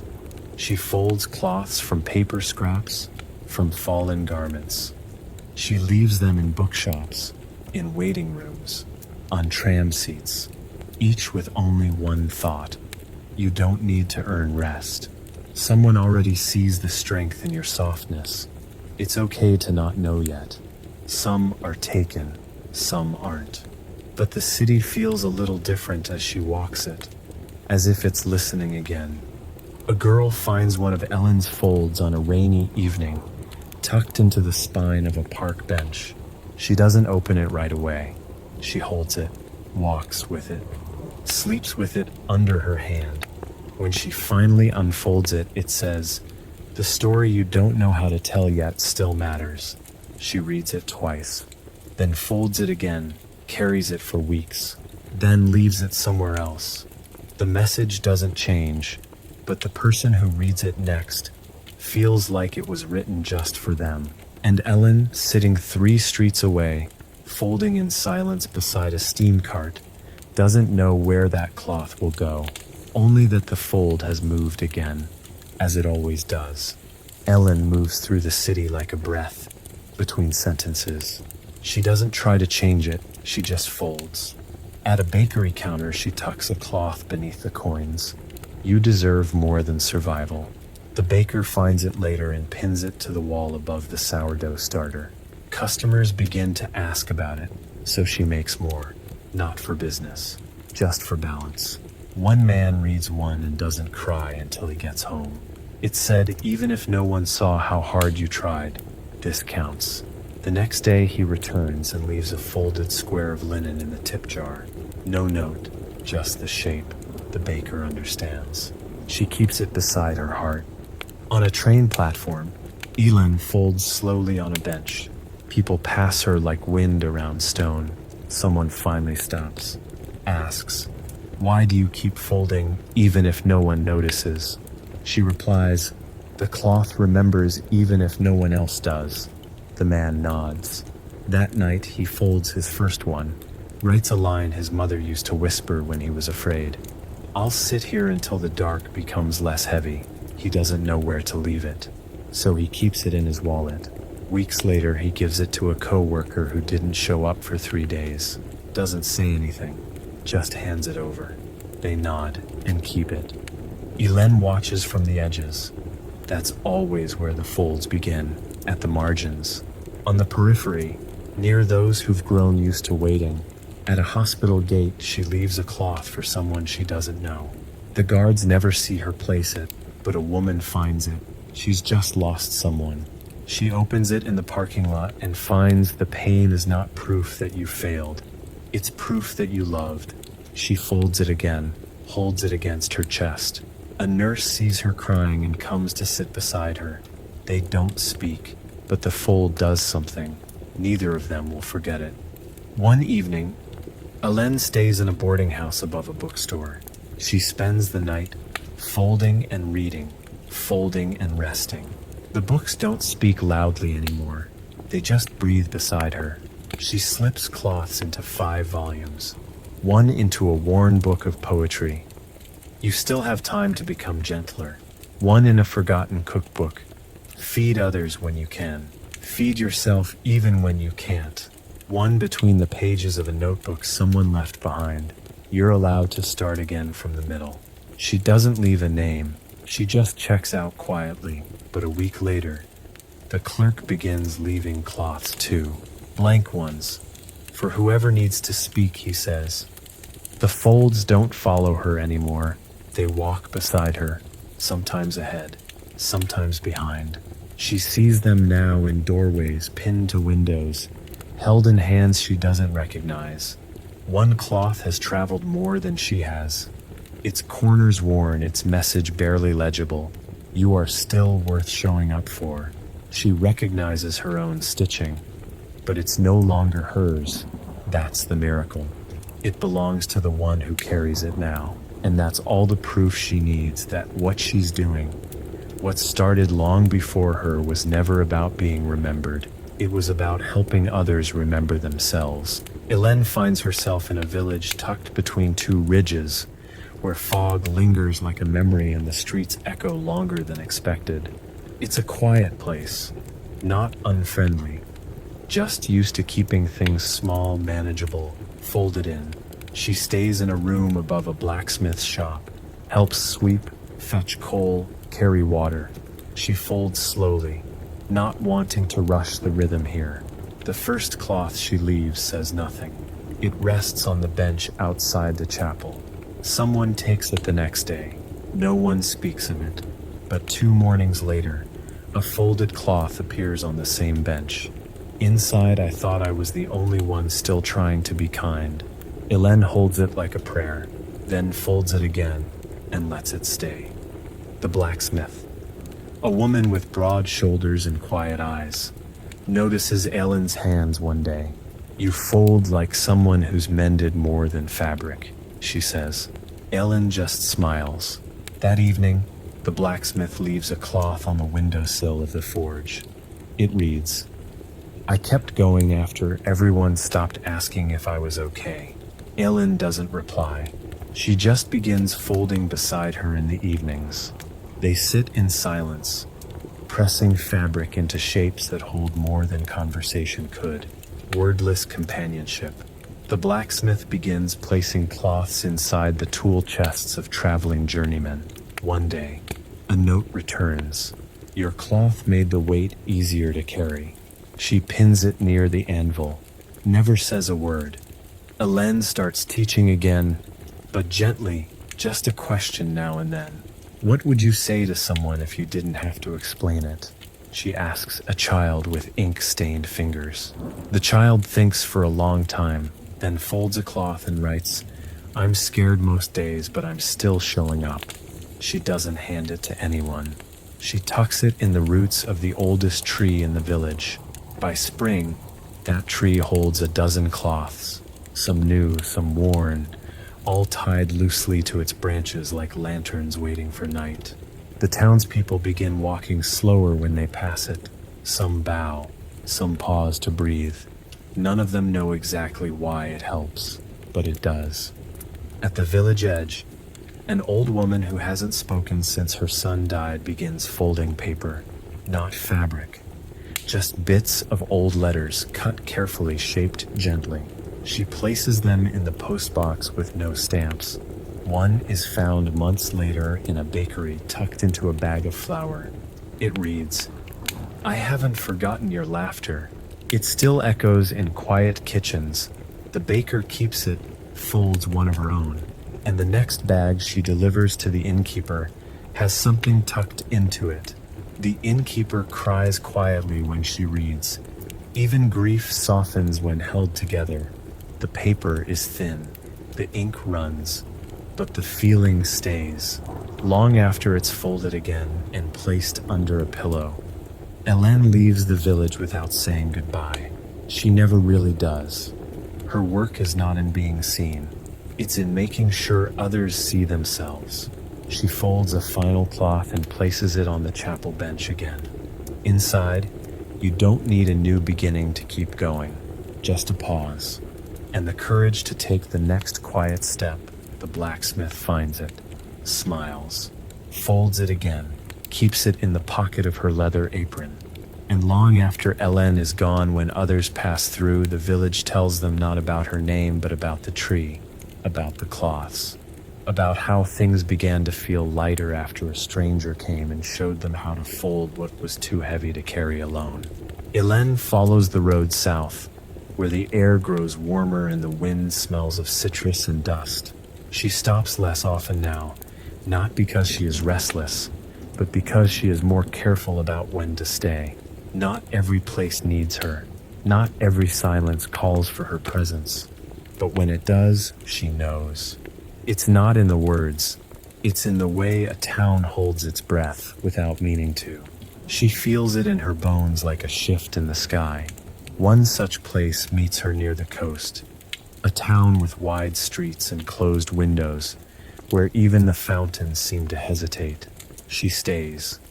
There is a square where no one lingers. She sits there in the mornings, folding, watching, breathing. The first cloth she leaves is pinned to a tree. The space you avoid still remembers you. It's waiting with patience. No one touches it for days. Then one morning it's gone. In its place, a folded strip of red wool. No message, but a kind of presence, like a heartbeat. Hélène folds beside it, doesn't look for thanks. She's learned not to measure impact in moments. The fold lives in what people do after.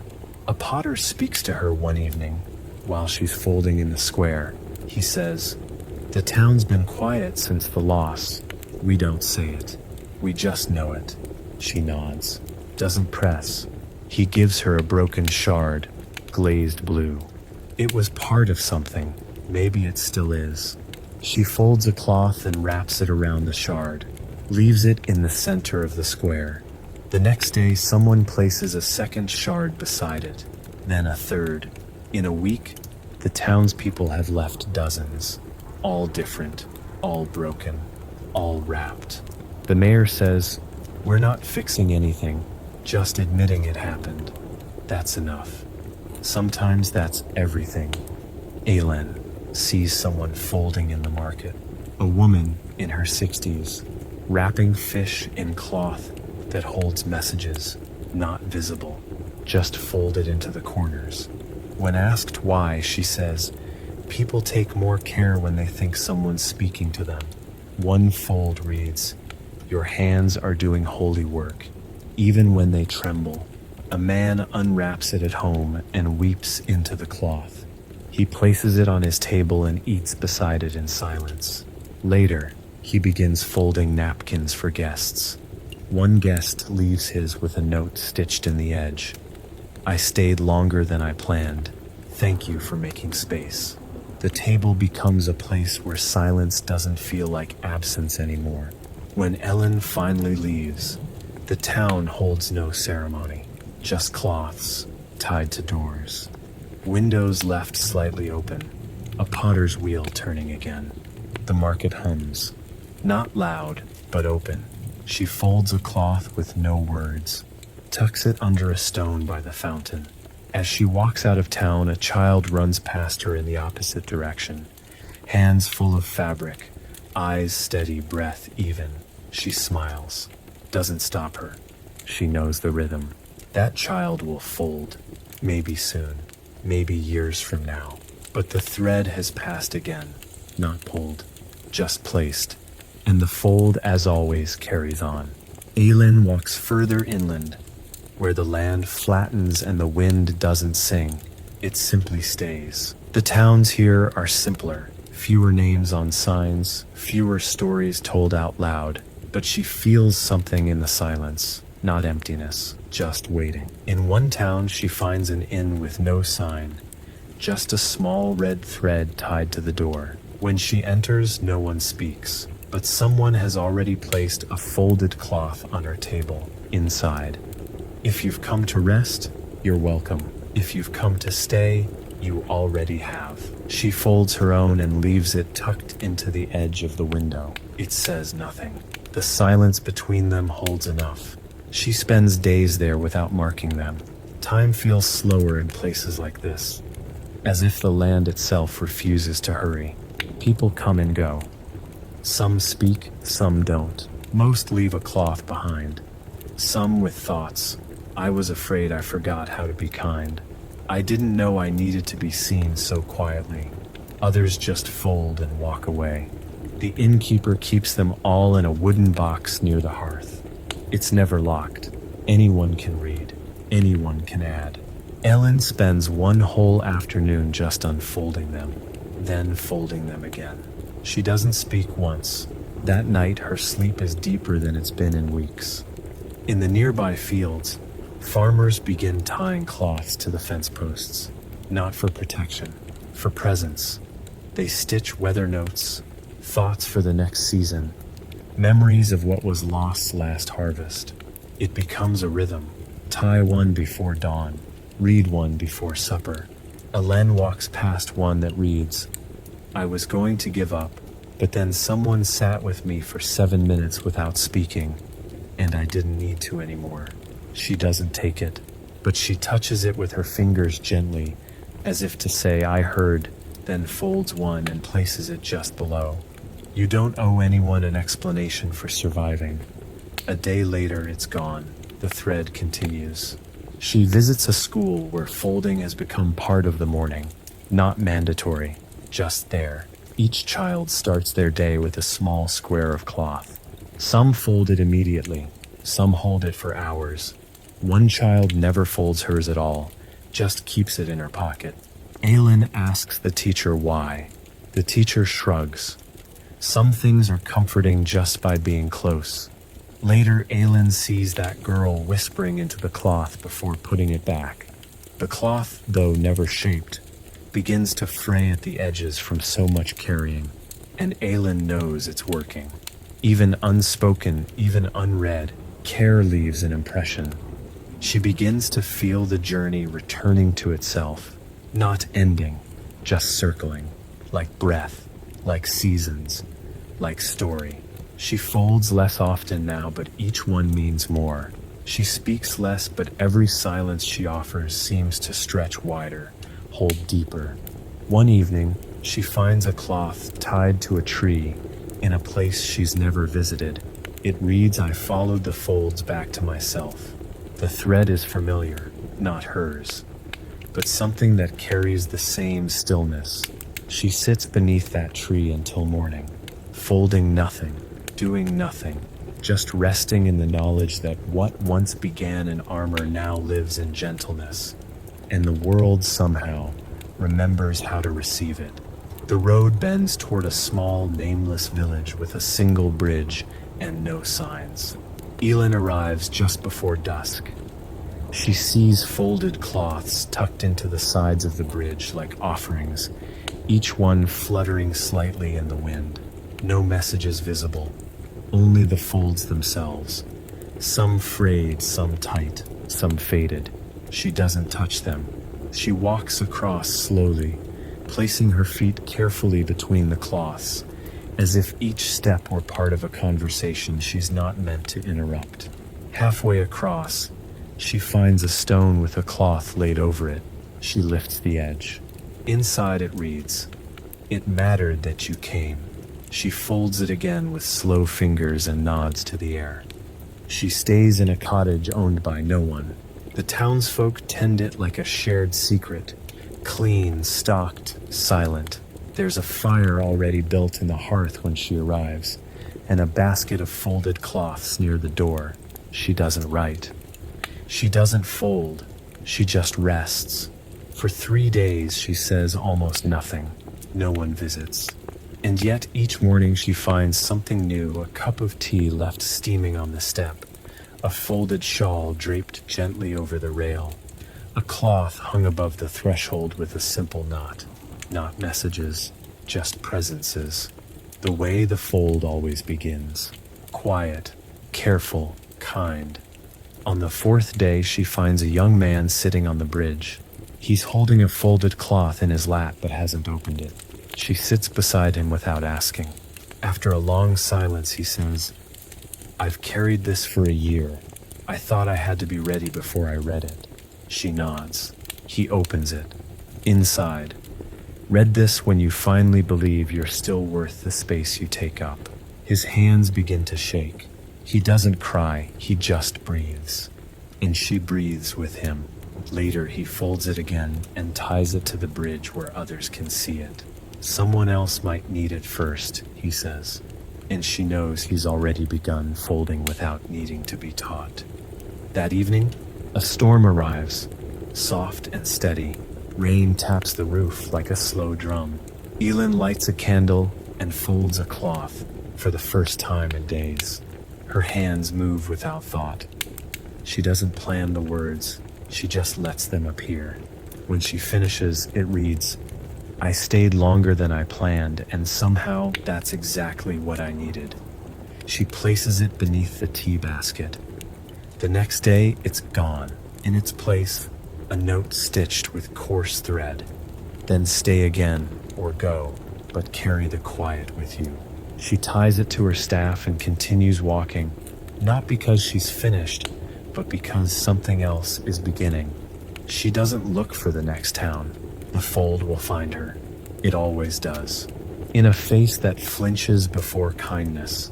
In hands that hover but do not reach. In voices that lower just before saying the thing that's heaviest. That's where the fold belongs now. Not in cloth alone, but in the space between fear and tenderness, between survival and rest. between I don't know how and I'll try anyway. And Elen, walking now with slower steps and steadier breath, understands the path is not made by walking forward. It's made by pausing long enough that others feel safe to follow. Elen walks into a stretch of land with no clear path, only wind-worn stones and tall grass that shifts like a sleeping sea. There are no towns for miles, but she isn't alone. The fold is with her, in the weight of her satchel, in the rhythm of her stride, in the softness she now carries like an invisible cloak. At night she lights a fire and places one folded cloth beside it, not to send a message, but as a companion. It doesn't need words, just shape, just stillness. She sleeps well beneath the stars, wrapped not in armor or story, but in the quiet dignity of having stayed kind when it would have been easier not to. At the edge of a forest, she meets a woman named Oren, who lives in a cabin filled with half-finished maps and dried herbs. Oren speaks in slow syllables and offers Elen a place to stay without asking anything in return. Elen helps mend a roof tile. Oren gives her a piece of cloth, blank, finely woven, soft as memory. Fold it when the moment asks, she says. Elen tucks it away. Days pass. They fold together in the evenings, not always writing, not always sharing, just folding. One night, Oren speaks. I used to think I had to speak loudly to matter, but your silence, it steadies the room. Elen folds one cloth and slides it across the table. You are felt more than you know. Oren closes her eyes, breathes, folds one in return. Before Elen leaves, they place their folds in the hollow of an old cedar tree. It holds dozens from others who've passed through, some ancient, some fresh. A shared archive rooted and wordless. Oren adds one more, stitched in blue. Some visitors plant peace without touching the ground. Elen touches the bark, says nothing, walks on. As she goes, she ties one of her oldest cloths to a low branch beside the path. It's blank but creased from years of carrying. Whoever finds it will feel the shape of every place it's ever been, and they'll know something kind passed through here. She enters a village where cloths are not just folded but worn.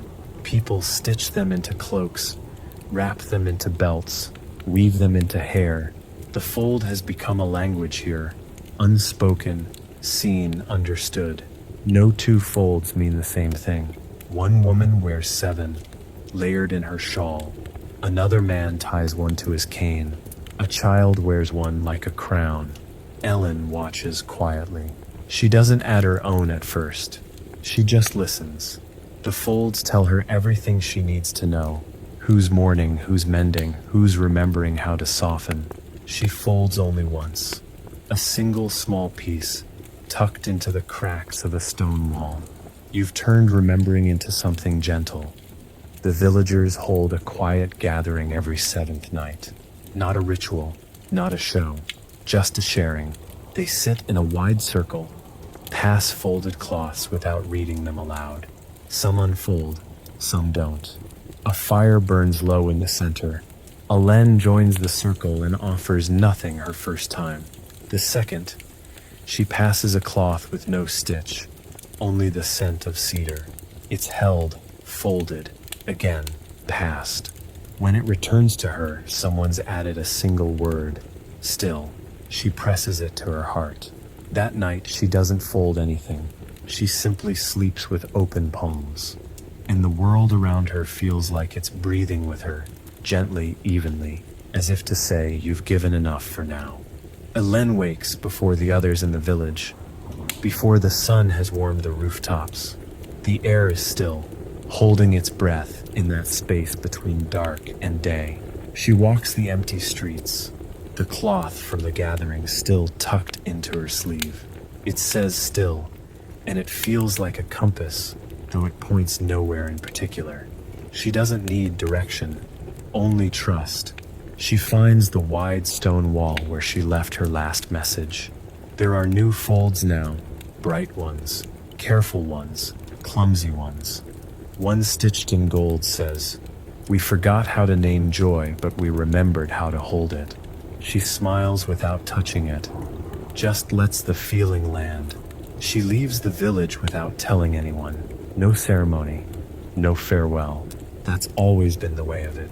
She folds a cloth and places it on the bench outside the weaving shop. You'll know when it's time to pass it on. Someone will find it. Someone always does. The fold doesn't call for applause, only continuity. She walks with her satchel a little lighter now, her staff worn smooth by time and touch. The path ahead is quiet. That's what draws her. The next story is somewhere just behind silence. She reaches a wide field where the wind moves like breath, rising and falling. There's a small home at its edge, with a garden and a single chair facing west. A young man lives there tending to his mother, who no longer speaks. He folds paper birds in the evenings. Hélène offers to help with the garden. He accepts.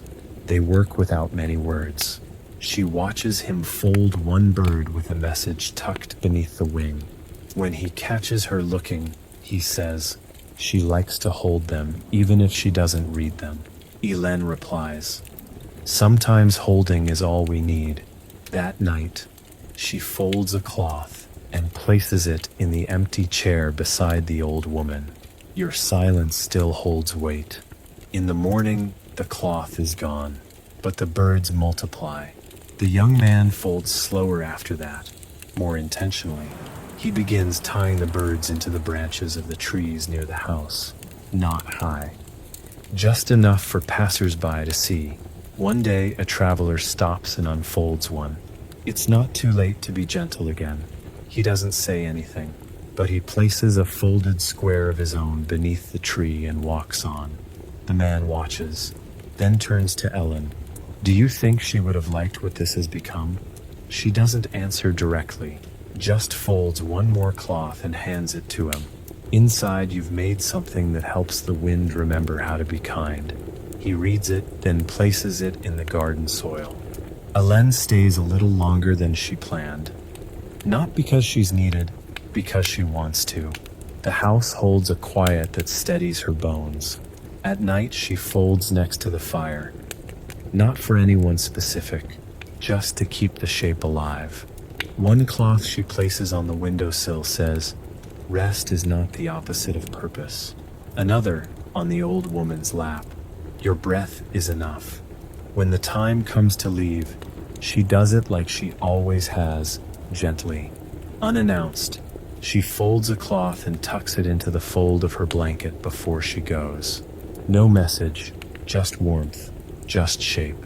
The man finds it days later and holds it like a thank you spoken without sound.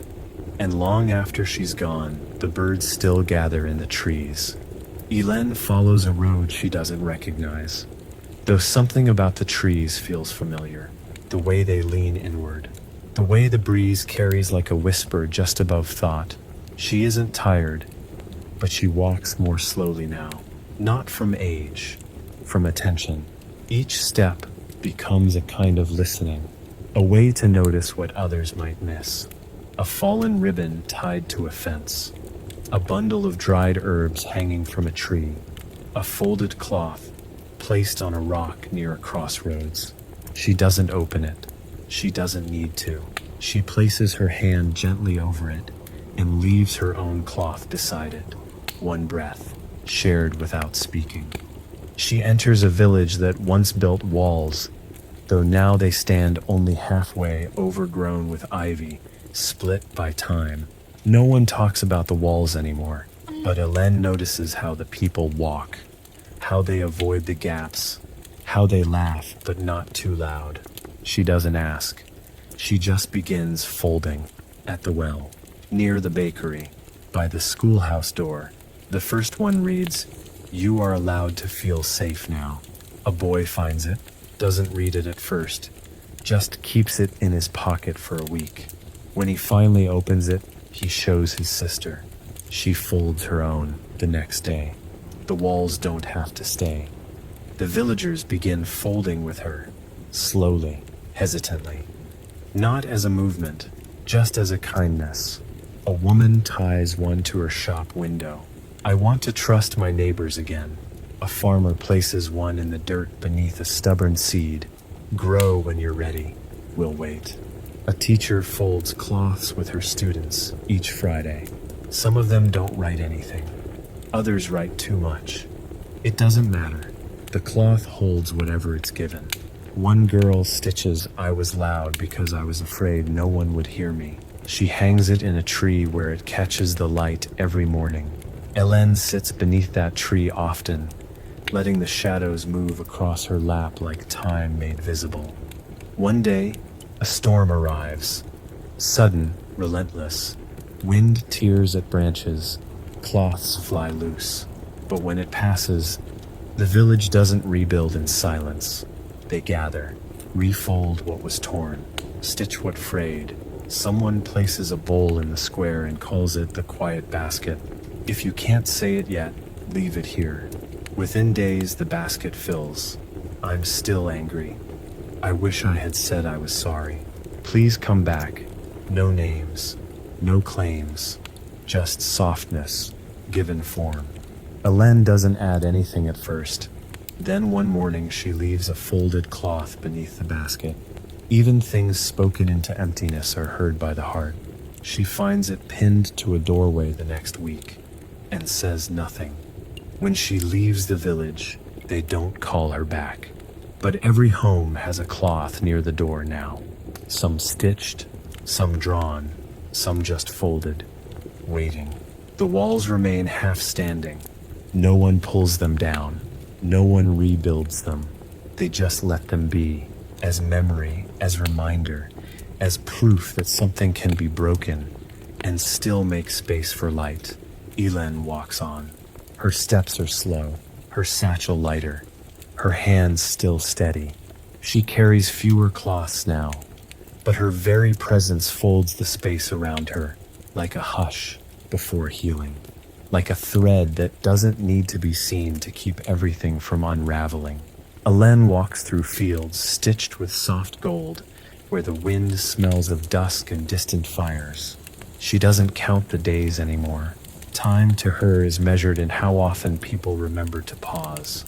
In one village she stops for a night, then stays for a week, not because someone asks, but because no one does. It's the kind of place where people pretend not to be hurting, where everyone greets each other kindly, but never says "I'm not okay." She folds her first cloth while sitting beneath the old bell tower. It reads, "There's no shame in needing to be seen." Someone leaves a cup of water beside her as the sun sets. Neither of them speak. It's enough. That village begins folding quietly. A cloth is tied to the fence of the dairy barn. The grief I carry isn't contagious, but the quiet you gave me helped. Another is tucked under the windowsill of the apothecary. Thank you for waiting while I forgot how to smile. The folds don't change everything. The work is still hard. The nights are still long, but the air feels different, like it has room for softness again. Hélène watches from a bench, hands resting in her lap. She doesn't fold every day anymore, but the people do. That's what matters. A child asks her to teach them how to write smaller, so it all fits. She holds their hand, shows them how to let the breath guide the needle. Don't rush the truth, she says. It's already there. You're just letting it rest. The child writes, "I miss the person I was before," folds it into a tight square, and buries it beneath a rose bush. Weeks later, the roses bloom brighter than they ever have. The gardener doesn't ask why. He just starts folding too. Hélène leaves behind one cloth when she goes. She places it on the porch of a man who never made eye contact, never said more than a word. She's seen him pause beside folded cloths, but never touch them. Hers says, "You don't have to speak to be part of this." He finds it, reads it, keeps it in the front pocket of his coat. No one sees him fold one, but cloths start appearing near his tool shed. One is left for the carpenter. You built more than furniture. You built space for us to stay. Another for the midwife. Your hands caught more than babies. They caught hope. When asked who wrote them, he just shrugs and walks away. Elen smiles when she hears. She continues walking, sometimes for hours without seeing another soul, sometimes into places where the fold hasn't reached yet, but she carries it with her, in her spine, in her breath, in the way she pauses before speaking, in the way she listens all the way to the end of someone's silence. She doesn't look for where to fold anymore. The folds find her. They move like light, not always direct, but always arriving. And she, once a learner, then a guide, now simply walks like someone who has become the cloth itself. Something soft enough to carry what others can't say. Something strong enough to keep shaping stillness into home.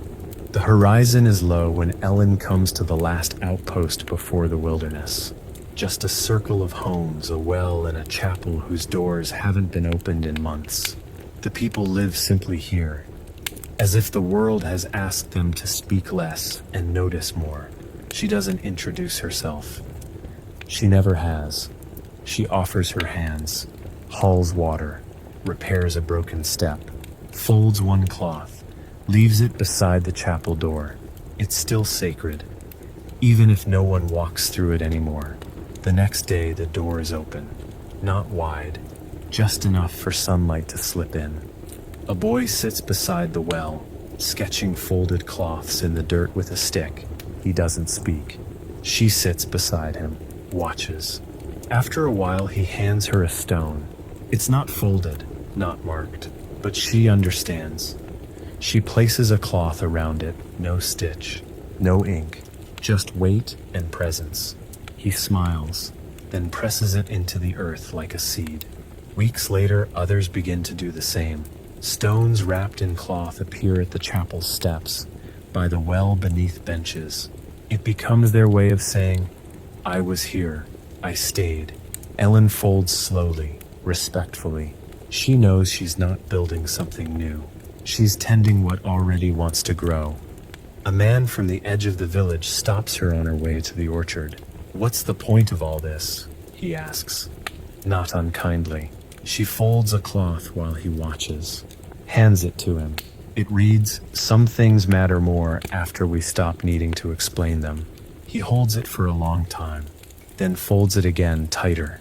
She never sees where he places it, but days later the path to his door is swept clean, and there's a folded cloth hanging from his window like a small flag that says, I'm trying. She doesn't respond, doesn't need to. The fold has already answered. She dreams again, not of people, but of places. Places she's been, now alive with color. Trees draped in cloth, like prayer. A forge where apprentices fold messages into their tools. A market where folded napkins rest on each table like soft shields. She wakes with tears dried on her cheeks, and her fingers curled gently around a fold she doesn't remember making. It says, you are allowed to be tired. She keeps that one, doesn't give it away. Not everything needs to be passed on. Some folds are for holding, for remembering that she too is part of what was made. At the edge of the village, a girl asks to walk with her. She doesn't say why. She just falls in step, carrying her own satchel, slightly worn. Elen glances once, sees a folded cloth peeking from the flap. Begin when your breath steadies, it says. She doesn't ask who gave it to her. She only says, you'll know where to go when it's time. And the girl nods, walks with her for a few days. Then one morning folds her own cloth, places it beside a stream and says, I think this is where I turn. Elen hugs her once without speaking. The girl walks into the morning. Elen watches until the wind takes her silhouette, then folds a cloth and places it in the same place. Go gently. I'll still be folding.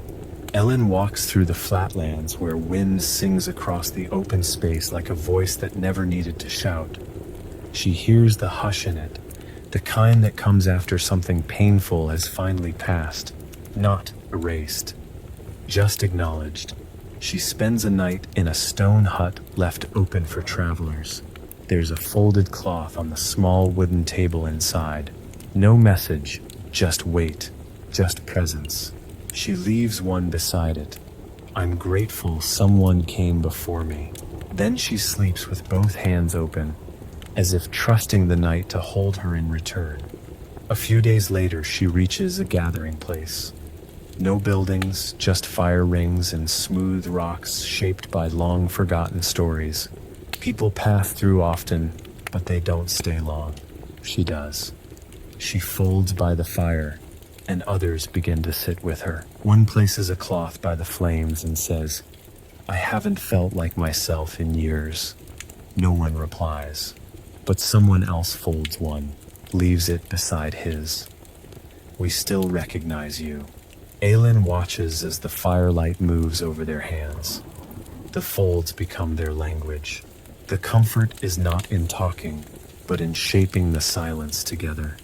Someone brings a song the next night. Not loud, not polished, just breath with shape. They hum while folding. The cloth they leave behind says, "My voice has trembled for a long time, but it's still mine." A woman folds and weeps without shame. A child writes nothing, just draws a spiral. Everyone accepts it. The folds do not demand eloquence, only honesty. One man leaves a cloth with, "I lost more than I told anyone." It isn't taken, but someone ties it to a nearby branch as if to say, "We won't forget, even if you never explain." On the fourth day, Ellen ties a cloth to a tree and sits beside it for hours. It says, "Some things are not meant to be fixed, only witnessed." She doesn't fold another that day. Her hands rest. Others fold around her. They don't ask for guidance. They've begun to trust their own touch. That night, she notices something different in herself. Not distance, but clarity. The kind that comes when your offering becomes something others can carry without you. And for the first time in many days, she smiles with both sorrow and joy resting quietly in the same breath. The next morning, a traveler she's never met brings her a folded cloth. "This came a long way," he says. She opens it. Inside, the path you made is still being walked. Even where your feet have never touched, it's stitched in a thread she hasn't seen before, deep green, steady. She folds it again, holds it for a moment, then places it in her satchel beside the oldest cloth she still carries.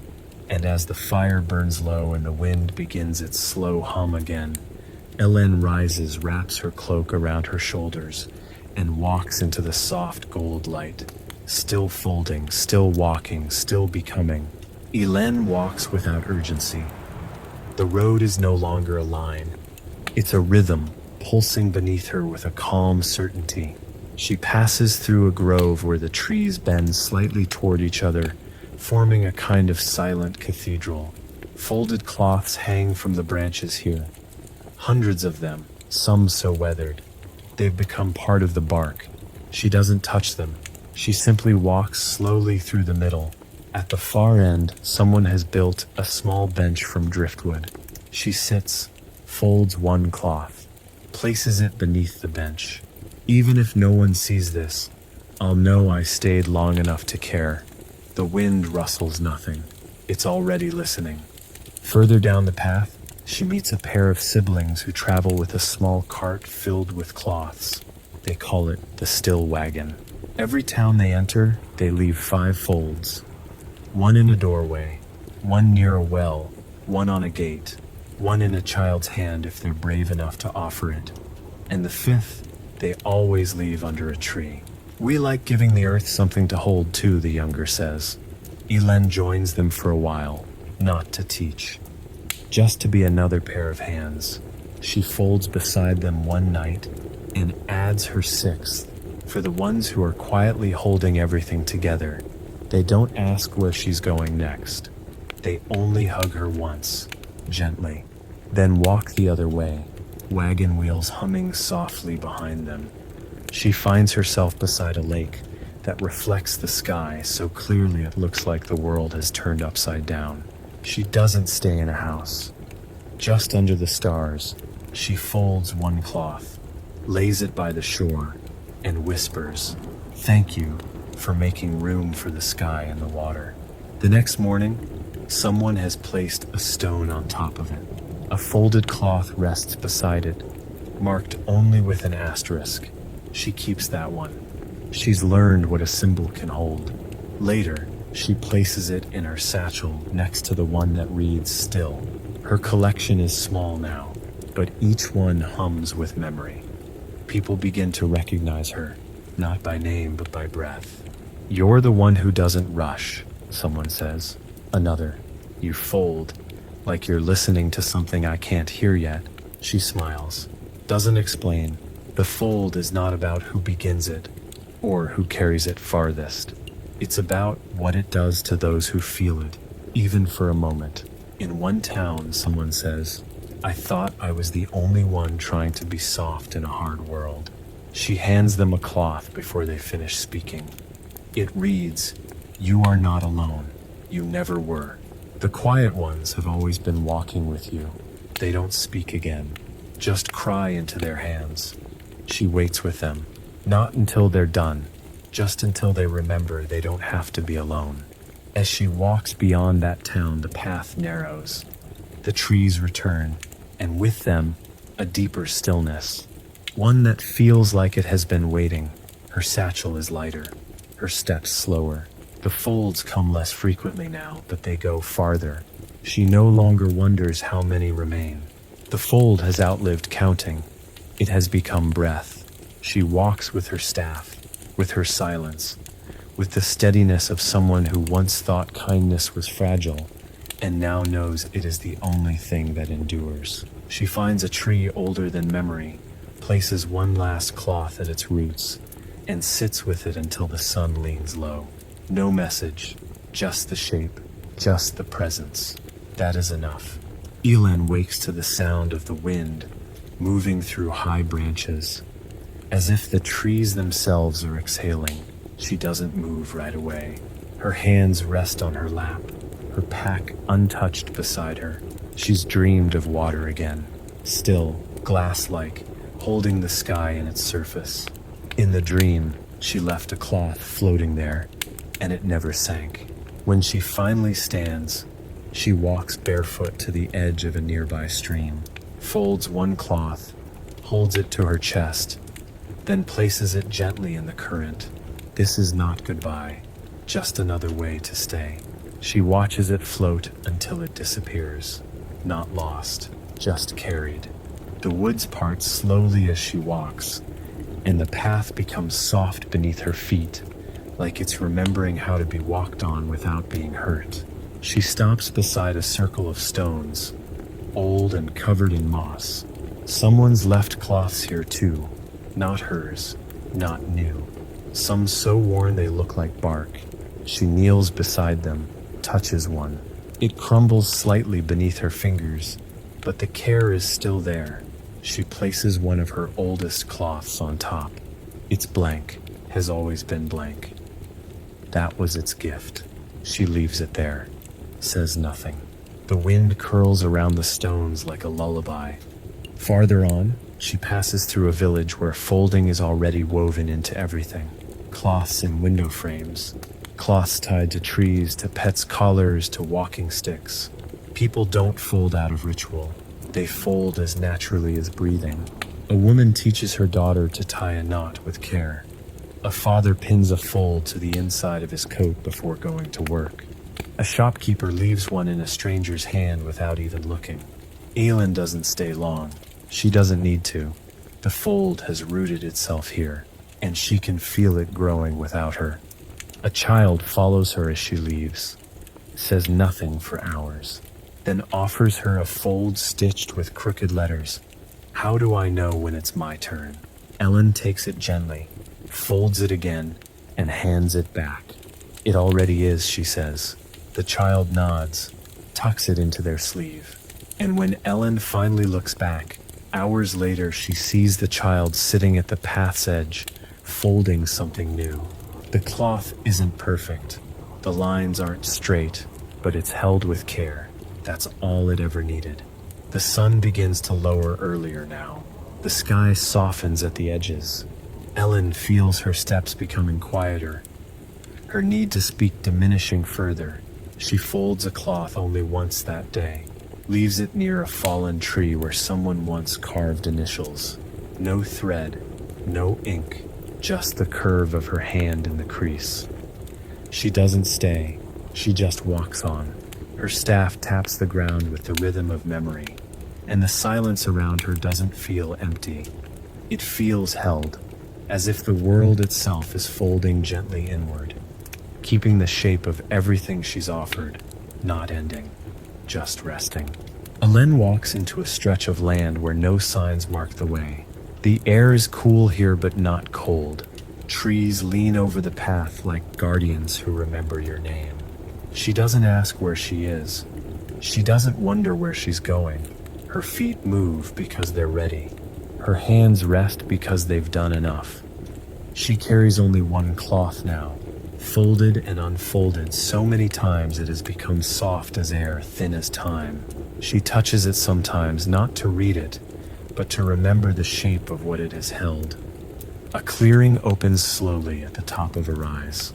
There is no village, no people, just a stone, round and low, as if someone placed it there not to mark an end, but to offer a place to sit. Ellen does. The light is golden around her, the kind that touches everything without asking for anything in return. She unfolds her cloth and lays it on her lap. There's nothing written. There never was, but every crease holds the weight of decades, of stories passed hand to hand. She closes her eyes and lets it rest across her knees. That's all. That's enough. She stays in the clearing for hours, or maybe days. Time has softened its grip. Birds come and go. Wind breathes through the tall grass. She doesn't fold, doesn't teach, doesn't carry. She just lets the silence wrap around her. It feels like being held by something older than memory, something that always knew she'd find her way here, not because she needed to, but because the path needed someone to walk it slowly enough to show others how. Eventually, someone arrives, a young traveler, dust on their boots, hesitation in their step. They stop at the edge of the clearing, unsure. Aylin looks up, nods once. The traveler approaches, removes a cloth from their satchel, offers it with both hands. It's carefully folded. The stitch is uneven, the corners soft. It says, "I've been walking with this for years. I didn't know who it was for, until now." Aylin smiles, takes it and presses it gently to her chest. She doesn't unfold it. She doesn't have to. As the sun lowers, the traveler sits beside her. They don't speak. They just fold, side by side. Aylin folds her last cloth, not with ink, not with message, just shape. She places it on the stone beside her, smooths the edges. Then she leans back, breath steady, eyes soft. The wind moves through the cloth like a whisper that doesn't need to be remembered to be true. And the traveler, holding their own fold now, watches the stillness beside them and understands some stories don't end. They become the silence that teaches others how to begin.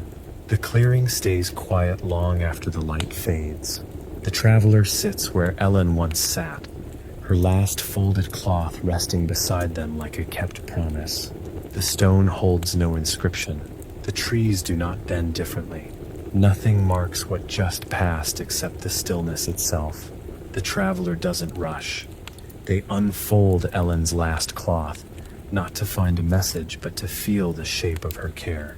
It is blank, but heavy with memory, not sadness, not farewell, just presence, like sitting beside a fire long after it has gone out, knowing the warmth lingers anyway.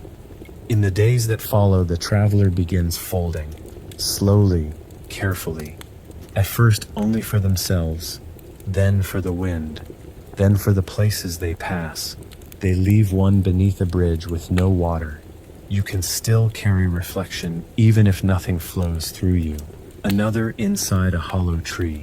Some things rest for years before anyone notices they were growing all along. The folds do not echo Ellen's exactly. They have their own voice, their own softness. But the rhythm is the same. The breath is the same.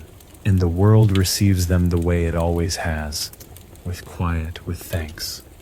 Others began folding again too. In far-off cities, in quiet kitchens, in small corners where grief once made people quiet. Someone places a cloth beneath a hospital chair. Even if no one says it, you being here matters.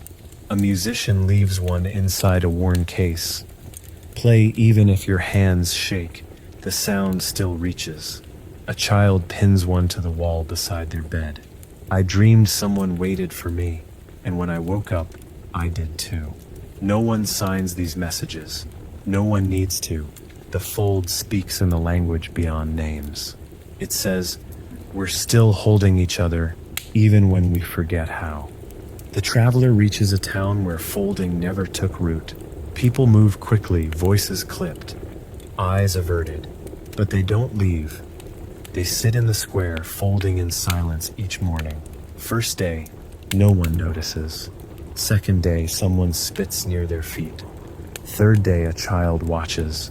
Fourth day, the same child returns with a scrap of paper and mimics the motion. Fifth day, a cloth is left on a bench. I didn't know I was waiting.